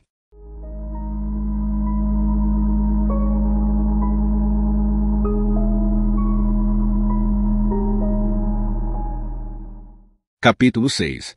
Quando acordei, havia um fluxo intenso de casacos acolchoados do lado de fora da minha janela. Todos pareciam se encaminhar para um pequeno aglomerado a algumas centenas de metros colina acima, no campo de golfe coberto de neve. Umas 30 pessoas, talvez. Uma moto de neve passou pelo grupo, o motor roncando. Mais à frente, no alto do morro, alguém agitava os braços. Não dava para entender se queria dizer cheguem aqui ou não venham para cá. Um sinalizador serpenteou pelo céu, formando uma trilha luminescente. Quando estourou, o chão coberto de cristais de gelo refletiu o brilho avermelhado. A luz contrastava com a neve. Enquanto o sinalizador sumia, reparei que a superfície ainda reluzia, não só em vermelho, mas também com um pouco de azul. Não era só um reluzir, mas um clarão, refletindo uma sequência de luzes coloridas que deviam estar vindo da construção principal do resort. Polícia! Desci a escada do mezanino como se fosse o mastro do corpo de bombeiros, a fricção queimando as minhas mãos. Depois comecei a enfiar o dinheiro de volta na bolsa. Por sorte, a atenção das pessoas parecia concentrada no topo da colina, o que me deu tempo para juntar tudo e guardar de volta no armário, além de vestir uma calça antes que alguém acabasse vendo algo que não deveria. Terminei de me vestir o mais rápido possível. Escancarei a porta e vislumbrei a única pessoa na montanha usando uma calça jeans. Andy, chamei da soleira, calçando a bota esquerda. Ele parou, se virou para mim, acenou e ficou à espera. Meio desajeitado por causa da neve, corri até ele. O ar era rarefeito bastante para que eu chegasse lá sem fôlego, minha respiração condensada embaçando seus óculos. O que aconteceu? Perguntei. Algum pobre coitado. Ele apontou para o topo da colina e começou a andar. Seu olhar de curiosidade sem medo serviu de resposta para a pergunta. Um de nós? Apressei o passo para acompanhá-lo, grato por ter ligado por engano para Sofia na noite anterior, o que me confirmava que ela havia chegado sem salvo ao chalé. Passar a noite do lado de fora com certeza seria letal, mesmo numa noite calma como a anterior. Tremi. Devia ser horrível morrer assim. Havia um homem morto caído de costas na neve, as bochechas escurecidas pelo frio. Estava todo coberto, casaco preto de esqui, luvas pretas e botas, exceto pelo rosto. Por um segundo, meu cérebro me levou de volta a outra massa escura em meio a uma clareira branca. Afastei o pensamento e espiei por cima do ombro do cara à minha frente. Mais de 20 curiosos tinham vindo correndo dos quartos feito mariposas pela promessa de um escândalo. À nossa frente, um policial tentava manter as pessoas afastadas. Era mais ou menos da minha idade, talvez mais novo, e usava um gorro com abas protetoras de orelhas, de casaco com gola de lã. Para ser sincero, ele parecia nervoso, como se não tivesse ideia do que fazer. Andy havia se afastado para ir até Catherine, que já estava lá antes de nós, apesar de o evento não fazer parte do seu cronograma. Pelo jeito, todo mundo tinha chegado a um acordo implícito de que 10 metros eram distância o suficiente para preservar a cena do crime, e um semicírculo se formara naturalmente. Não havia nevado forte durante a madrugada, portanto o cadáver e os 3 rastros proeminentes de pegadas que subiam o morro na sua direção estavam nitidamente preservados.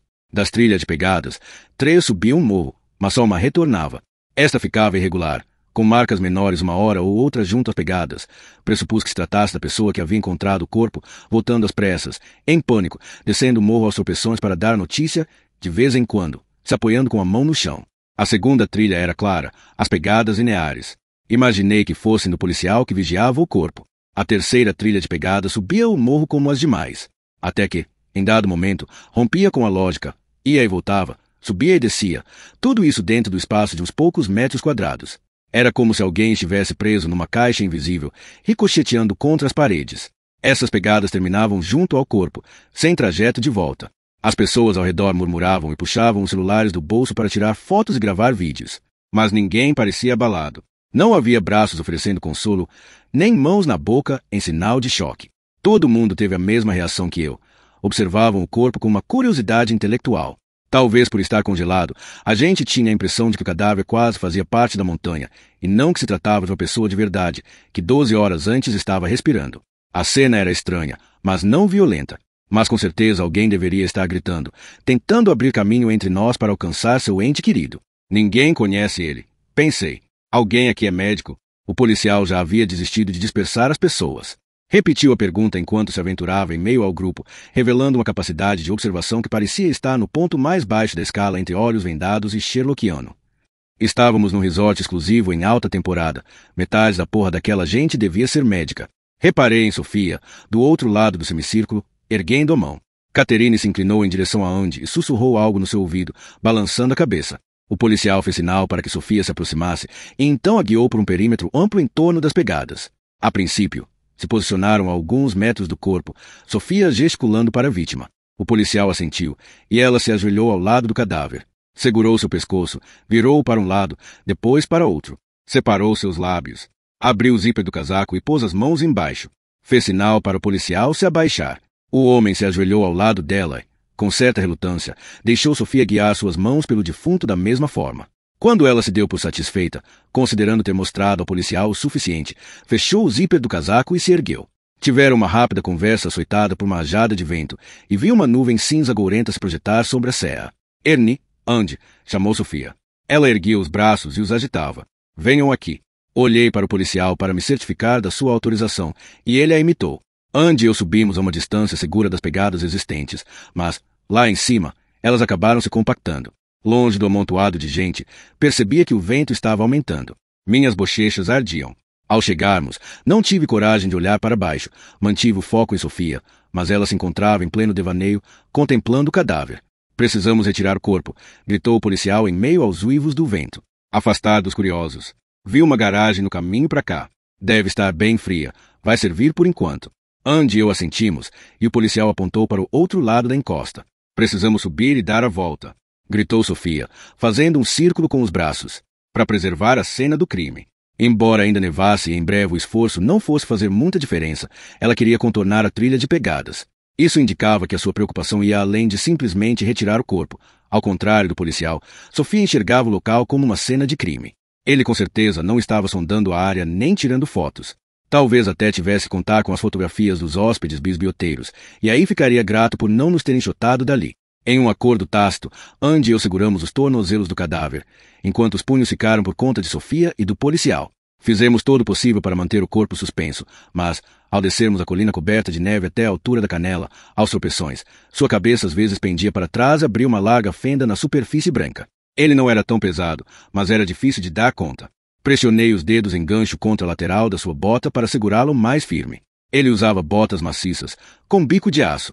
Sofia andava de costas, tentando manter o punho do homem junto ao peito, mas o policial havia se virado de frente para o vento, os braços voltados para trás na altura da cintura. Eu ouvia os grunhidos de Andy ao meu lado. A meio caminho do vale, ele se virou para mim e viu seu maxilar contraído na mais rígida concentração.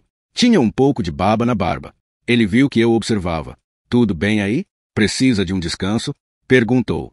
Balancei a cabeça, mas não disse, tranquilo. Já fiz isso antes.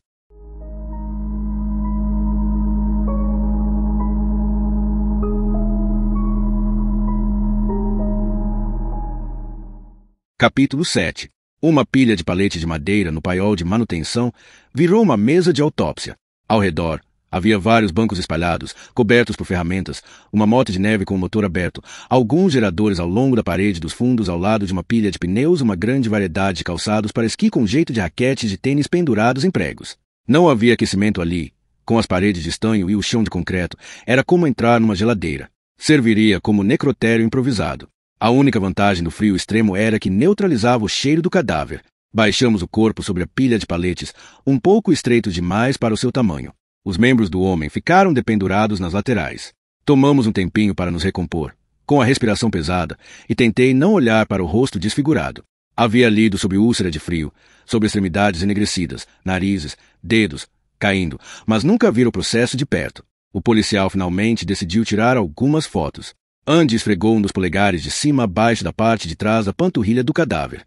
Sofia, tremendo, juntou as mãos em concha diante da boca e soprou-as, lembrando-se então de que havia encostado num cadáver, baixando-as de novo, rente ao corpo. O policial terminou de fotografar e se voltou para nós. Obrigado, senhores, disse ele. Sofia revirou os olhos, lembrando o policial que também havia arrastado um cadáver montanha abaixo. Ele tropeçou nas palavras seguintes, mas continuou falando, ainda sem se corrigir, mesmo que atrapalhado. Normalmente eu não moveria o corpo, mas veio uma frente fria aí e não quero ter que desenterrar depois.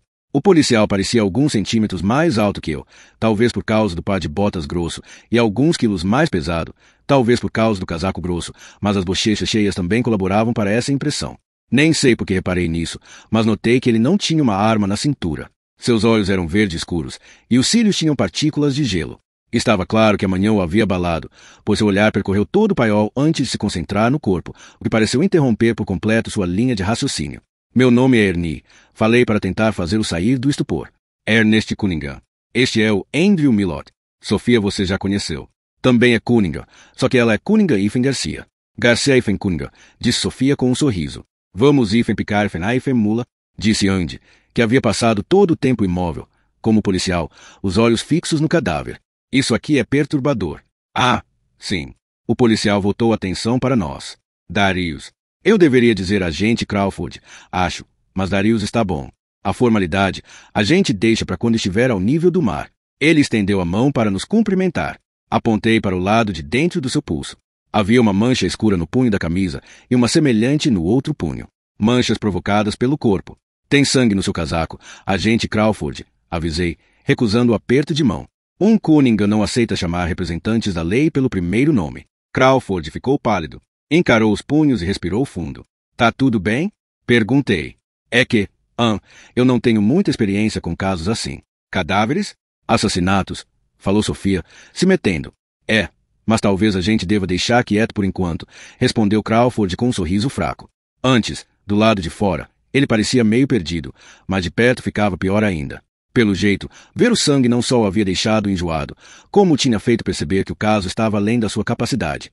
Andy olhou para Sofia e articulou a palavra assassinatos.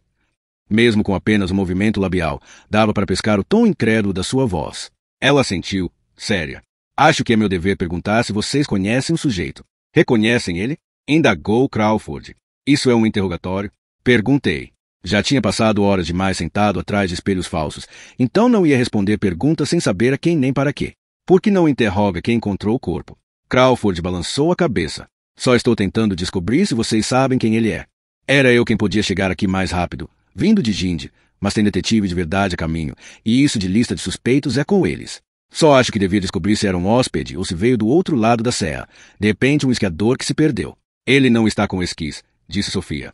Percebi que ela também estava muito pálida, branca como a neve. É, eu sei. Mas me faça um favor, deem uma olhada melhor. Ele tirou o celular e mostrou uma foto em close-up do rosto do morto. Estava quase todo enegrecido, inclusive os lábios. Parece com alguém que vocês conhecem? Nós três balançamos a cabeça. Não apenas não o tinha reconhecido como. Naquele olhar mais atento, percebi que o que aconteceu com seu rosto não parecia se tratar de úlcera de frio. Sofia de repente ergueu a mão como quem pede licença e saiu apressada. Acompanhamos o seu movimento com o olhar, sem entender direito até o vento nos trazer o som inconfundível do vômito. Andy e eu nos levantamos, tentando decidir se seria mais prestativo ou embaraçoso sairmos atrás dela. Ambos optamos pela inércia. Aproveito aqui para mencionar que eu sei que alguns autores são incapazes de colocar uma mulher para vomitar sem que isso seja um indício de gravidez. Esses mesmos autores parecem achar que náusea é o único sintoma, sem falar na crença de que o vômito dispara da boca da mulher horas após uma fertilização que vem a calhar para a trama. Quando digo alguns autores, entenda-se homens. Longe de mim querer dizer a quais sinais se deva prestar mais atenção, mas Sofia não está grávida, ok? Ela tem o direito de vomitar por iniciativa própria. Tá bem, disse Crawford para Andy e para mim. Pelo jeito, ele se deu por satisfeito com a nossa reação às fotos, tendo completado as obrigações para com a investigação, e aparentava estar até mesmo um pouco mais confortável com o cadáver. É só isso por enquanto. Crawford foi até os bancos e revirou tudo até encontrar um cadeado aberto de metal com uma chave pendurada. Saímos enquanto ele puxava a porta, que se fechou com um rangido. Eu aconselharia vocês a não saírem daqui. Mas você não pode fazer isso, falei. Ernest tem experiência com o assunto, informou Sofia, surgindo da lateral do paiol e limpando a boca. Cadáveres, disse, tímida, como se precisasse explicar. Não é algo com que alguém se acostume. Crawford soltou um suspiro pesado. Acho que estava cansado. Dava a impressão de ser um policial do interior que passará a maior parte da carreira com os pés em cima da mesa ou multando turistas como Lucy. Parecia mais irritado por terem interrompido o seu dia tranquilo do que interessado no defunto. Tá bem. Eu pedi reforços. Se entendi bem, vocês estão aguardando outro hóspede, certo? O que isso tem a ver? Perguntei. Só me certificando de não ter deixado passar nada. Se precisarem de mim, vou estar no hotel, mas espero que os detetives cheguem logo. Vai depender da neve e do trânsito. Ele olhou de relance para o céu encoberto, como quem duvida, e fechou o cadeado. Assassinato? Chiou Andy enquanto descíamos a colina. As pessoas haviam se dispersado, mas ainda havia gente aqui e ali por todo o resort, pessoas que tinham nos visto colocar o corpo no paiol. Ainda bem que o lugar não tinha janelas, caso contrário haveria um monte de testas congeladas grudadas nelas. É óbvio que ele passou a madrugada ao relento e morreu congelado, disse Andy. Nem médica você é mais. Como é que se envolve e diz ao policial que foi assassinato? Eu não sabia que Sofia não era mais cirurgiã. Me perguntei se o sussurro de Catherine no ouvido de Andy quando Sofia ergueu a mão, atendendo à solicitação do agente Crawford, tinha a ver com aquilo, ou se tinha a ver com ela precisar de $50.000. Olhei de relance para minha irmã postiça. Se a intenção de Andy havia sido insultá-la, tinha entrado por um ouvido e saído pelo outro. A expressão dela não se alterou. Não acusou o golpe. Sangue? Eu estava pensando alto, tentando eu mesmo entender. O agente Crawford tinha sangue nos punhos da camisa depois de carregar o corpo. Se o cara morreu por passar a noite ao relento, por que estaria sangrando? Você acha que ele foi atacado? O rosto dele está todo preto por causa do frio.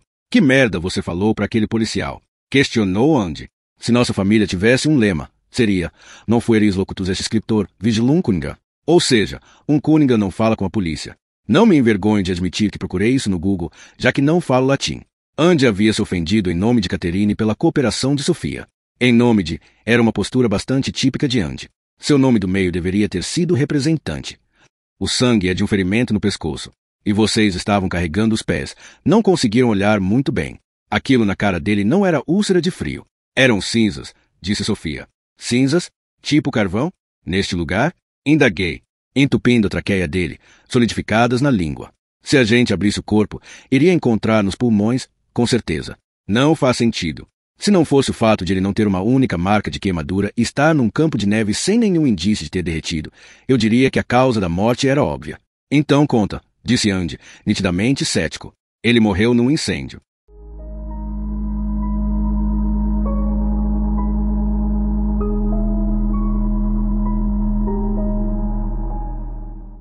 Capítulo 8. Tudo que posso esperar para a hora da minha morte é ser assunto de debates animados durante o café da manhã. O nosso foi em meio à multidão. Catherine devia ter reservado o salão particular para o almoço do dia anterior, e o refeitório fervilhava com as conversas. Trechos se destacavam enquanto eu abria caminho em meio aos bancos longos de madeira, congelado, duro feito pedra. Eu também fiquei preso ano passado no buraco 8, mas não foi tão ruim quanto aquele cara. Talvez ele precise treinar a tacada curta. Ouvi falar que ele nem estava hospedado aqui. Vou ficar de olho no Jason ou na Holly. Entrei na fila, passando rapidamente pelas travessas quentes, e enchi o meu prato. O bacon estava intocado. Imaginei que, depois de confrontar a própria mortalidade, as pessoas deviam estar evitando gorduras saturadas. Peguei tudo e me juntei à família, me sentando ao lado de Lucy e em frente a Sofia. Mais perto da minha mãe do que eu gostaria. Mas achei que daria muito na cara deixar um assento vazio e ir para o outro lado de Andy e Catherine. Em quase todas as outras mesas, as pessoas teciam teorias sobre o que havia acontecido com o homem na montanha, o que imaginei que seria uma deixa para Sofia expor a sua própria teoria sobre se tratar de um assassinato, mas ela estava diferente. Silenciosa e de cabeça baixa, mexendo na comida no prato em vez de comê-la. Então tive que ouvir Marcelo se esquivar gentilmente da mais nova proposta de investimentos promissores de Lucy, um esquema estapafúrdio em que os detalhes se empilhavam de tal forma que você precisaria de um elevador para chegar ao topo daquela estrutura. Eu costumava zombar dela até me dar conta de que essas empresas atraem mulheres usando certos ideais feministas, sobretudo da independência, tanto financeira quanto nos negócios, como arma para incutir uma sensação postiça de amor próprio. Lucy, com o marido preso, era o alvo perfeito para se viciar nesse tipo de sucesso de Araque. Marcelo, devo reconhecer, enfrentava aquela investida com toda a calma possível, aguardando que Lucy se cansasse. Fico feliz por você estar curtindo fazer parte de algo, mas toma cuidado, que nem a história do carro que te deram. Marcelo não conseguia resistir a alfinetá-la uma vezinha que fosse. Pelo que sei, o contrato tem termos rígidos, e você pode acabar tendo que pagar parcelas bem altas. Eu sei o que estou fazendo, disse Lucy, bufando. Aliás, já está tudo pago. Ela encheu a boca para dizer essa última parte, mas ficou óbvio que Marcelo não acreditou. Percorre o salão com os olhos e avistei o agente Crawford sentado sozinho ao lado da janela, contemplando o pico. No aguardo dos detetives de verdade para poder voltar para casa. Talvez? Sei lá. Todas as luzes do refeitório estavam acesas, mas o céu carregado deixava um clima de noitinha. Talvez Crawford estivesse atento à estrada, preocupado em não ficar ilhado ali. Então me dei conta de que, daquele ângulo, ele via o paiol de manutenção. Estava vigiando. Senti um peso na consciência por não ter lhe dado devido crédito. Devia estar processando o que Sofia tinha falado. Eu também estava, me lembrando das pegadas, da forma como se dispersavam rapidamente em meio àquele pequeno quadrado, uma caixa invisível. Entendi que se tratava dos últimos movimentos de um homem queimado, sua dança frenética para frente e para trás, sem nenhum senso de direção, enquanto era engolido pelas chamas. E, ainda assim, não havia nem uma gota de neve derretida. Só o que estou falando, dizia Andy para Catherine com tanto entusiasmo que o volume interrompeu os meus pensamentos, é que agora, com o Bitcoin, a gente sabe no que ficar de olho. Não é como as ações tradicionais, em que a gente busca dobrar ou triplicar. Mudou tudo. Reparei no pedaço de papel que Sofia tirou do bolso, marcou com um X, num floreio, deslizou sobre a mesa, lançando uma piscadinha. Notei que não estava marcando os itens da minha cartela de bingo. Não podia contabilizar Lucy e a sua apresentação de produto, porque ela estava falando com Marcelo, não comigo. Já o quadrado do canto direito inferior, osso quebrado, ou alguém mói. Esse daria para marcar, mas achei que seria de mau gosto. Pelo menos na frente das pessoas. Afinal, eu ainda queria vencer. Andy fez menção de pegar uns croissants da pirâmide que havia no centro da mesa, mas Catherine lhe deu um tapa. Eu lavei as mãos, reclamou ele. Tem sujeira que não sai, retrucou Catherine, envolvendo nos folheados com um guardanapo e pondo no prato do marido, que pegou os talheres, contrariado. Fica tranquila. Ele vai chegar antes da tempestade, disse Marcelo. Era um comentário para Audrey, mas numa mesa tão faminta por conversas, aquilo fez os ouvidos de todos se eriçarem. Até os meus. A gente vai continuar aqui? Perguntou Lucy. Você acha que eles esvaziam o resort toda vez que alguém dá de cara numa árvore durante uma descida difícil? Falou Marcelo, balançando a cabeça, resoluto, o que já servia de resposta. As pessoas morrem na natureza. Tem gente que não sabe mesmo o que está fazendo. Se você não respeita a montanha, vai esperar o quê? Ele deu de ombros, com o ar de segurança de quem acredita que, por ser bem-sucedido em um âmbito da vida, vai ser em todo o resto. Eu já havia presenciado Marcelo gritando com uma adolescente porque seu latte tinha vindo com espuma. Se ele não respeitava uma barista, duvido que respeitasse uma montanha. E eles não devolvem o dinheiro, disse Catherine, entre goles de suco de laranja, então fuzilando Sofia com o olhar, como se ela fosse a fonte mais provável de objeções. Vamos ficar. E qual seria o sentido de ir embora? Sabe? Marcelo concluía a linha de pensamento. A gente está até mais ciente dos riscos agora. Andy e eu olhamos para Sofia. Eu, por curiosidade, para ver se ela reagiria. Andy, numa atitude mais desafiadora. Ela raspou o garfo no prato, mas não ergueu o rosto. Michael não vai querer chegar e dar de cara com um lugar infestado de policiais fazendo perguntas sobre um morto, argumentou Lucy. Eles não vão ter por que interrogá-lo. O cara estava a 200 quilômetros de distância ontem à noite, disse Marcelo. Só acho que não é bom ficar lembrando a Elido. Michael pode decidir sozinho. Quando chegar, interrompeu Audrey com a voz firme. Era o seu jeito materno de dar fim a discussões. A gente ficaria. Todo mundo. Sem margem para negociação.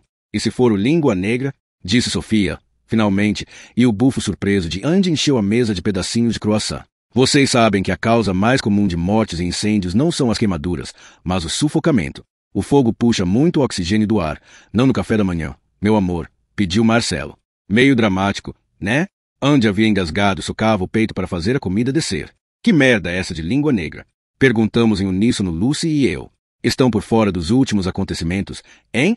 Respondeu Andy, fazendo o movimento de quem esfaqueia o ar, à la psicose. É sério. Andy, como eu te falei lá fora, tem algo estranho sobre o... Disse Sofia. Não me mete nisso, pediu ele. Ern? Acredito em você, só que não consegui ver muito bem. Eu não daria bola pro Ernest. Ele é meio chegado a apunhalar as pessoas pelas costas. Lucy, francamente, Sofia já começava a implorar. Sério, de acordo com tudo que eu li, acho provável que seja. A senhorita heroína já diagnosticou tudo, né? E é pra gente confiar em você? A maldade no tom de Catherine me pegou de surpresa. A ênfase na palavra confiar. Você viu o corpo por, sei lá, 1 minuto, 2? Eu desci a montanha carregando aquele troço. Confie em mim. Tem alguma coisa esquisita. O agente Crawford deve estar na esperança de os colegas chegarem logo. Acho que ainda não percebeu com o que pode ter se deparado. Em geral, neste tipo de livro, há 2 tipos de policial. A única esperança e o último recurso. A esta altura, a única esperança de Darius Crawford era ser ele mesmo o último recurso. Eu não estava disposto a contar com ele mais do que contaria com os dedos de um fabricante de bombas. Era óbvio que Sofia havia chegado à mesma conclusão. Você tem noção do que está dizendo? Catherine já estava puro deboche.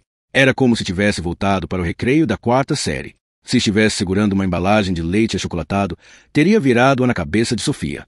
Aliás, você está sóbria? Se continuasse se engasgando com o croissant, Andy acabaria precisando de uma manobra de Heimlich. Marcelo respirou fundo, chocado com o comentário de Catherine, mas aquela farpa não me surpreendia tanto assim. Catherine havia se tornado abstêmia depois do acidente e se ofenderia com qualquer coisa que não fosse a sobriedade total. Eu não vi você oferecer ajuda. Falei me metendo, mesmo que só para Sofia ver que havia alguém ao seu lado. Não iria fazer a pergunta na mesa, porque a coisa se transformaria numa discussão acalorada, mas estava curioso para saber mais sobre o que quer que fosse o língua negra. Mas Catherine usou a oportunidade para alfinetar Sofia. Foi porque achei que ele queria a ajuda de médico de verdade, com uma licença válida. Eu só tinha descoberto meia hora antes, enquanto contemplava um cadáver, diga-se de passagem, que a carreira de cirurgiã de Sofia estava em suspenso e a ideia ainda não havia se assentado. Achei que se tratava de uma crise de meia-idade, uma titubeada na profissão.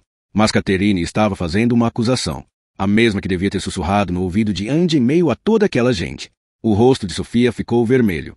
Ela se levantou e, por um momento, achei que se lançaria por cima da mesa e garantiria ao agente Crawford um dia ainda mais cheio. Mas ela simplesmente dobrou o guardanapo, jogou no prato e disse, sucinta, antes de ir embora, eu ainda tenho registro. Precisava mesmo fazer isso. Sibilei para Catherine quando Sofia já estava longe. Fiquei surpresa de ela não ter te contado. Achei que vocês dois eram unha e carne ultimamente. Típico. Contado o quê? Ela está sendo processada, explicou Catherine com um sorriso malicioso. Mas eu só conseguia pensar em uns 50, talvez, pela família de alguém que morreu na mesa de operação. Atrás dela, Andy ergueu o pescoço e apontou com o polegar para a boca. Entendi a maldade no tom de Catherine ao acusar Sofia de estar bêbada. Pensei na embalagem com 6 latas de cerveja enterrada do lado de fora da minha cabana. Ela era boa de copo, com certeza, mas nunca me pareceu do tipo que exagera. Será que havia cometido um erro? Porque não tinha me contado. Voltei a atenção para Marcelo. Se ela está sendo processada, você vai defendê-la? Ele olhou para Catherine, quase implorando, mas o olhar da minha tia era sério. Então Marcelo balançou a cabeça e disse, sucinto, ela que resolva. Um comentário nada característico dele. Sempre achei que Sofia fosse a sua princesinha. Você defende o Michael de uma acusação de homicídio, mas não a sua filha. Michael já cumpriu a pena dele, disse Lucy. Não que você tenha ajudado. Você continua do lado dele? Disparei. Saiu mais venenoso do que eu pretendia. Embora estivesse mesmo ficando irritado, não era com Lucy. A gente deveria estar unido pelo menos nisso, mas era óbvio que ela havia decidido que preferia enterrar a cabeça na areia e direcionar a raiva a um bode expiatório, eu. Em vez de lidar com a realidade, a dor do fim do casamento. Para calar a boca de todo mundo, Audrey fez sua ceninha habitual de se levantar da cadeira. Todos fizeram menção de ir embora. Mas eu não tinha terminado. Estava puto. Crawford observava nossa família. Curioso, a gente devia estar falando mais alto do que eu pensava. Me perguntei se o agente tinha percebido que éramos os Cunningham, ou seja, suspeitos instantâneos. Como ele sabia que aguardávamos a chegada de Michael, imaginei que tivesse nos identificado. Não acredito que eu tenho que dizer isto, mas vai ser assim toda a refeição? Alguém sempre se levantando do nada? A gente não consegue ficar junto por um minuto sequer? É uma reunião de família. Não seria o caso de começarmos, sei lá, a nos reunirmos ou algo assim. Não sei por que falei isso. Talvez o cadáver tivesse me afetado, no fim das contas. Talvez, ao ver Sofia ir embora, tenha enxergado o ostracismo que eu mesmo vinha sentindo nos últimos 3 anos. Talvez tivesse decidido por quem seria capaz de derramar o sangue. Talvez tivesse exagerado no bacon. E, bem, um homem pegando fogo podia não ter conseguido derreter a neve, mas a fúria da minha mãe ao se dirigir a mim pela primeira vez no fim de semana com certeza teria conseguido. A reunião começa quando meu filho chegar.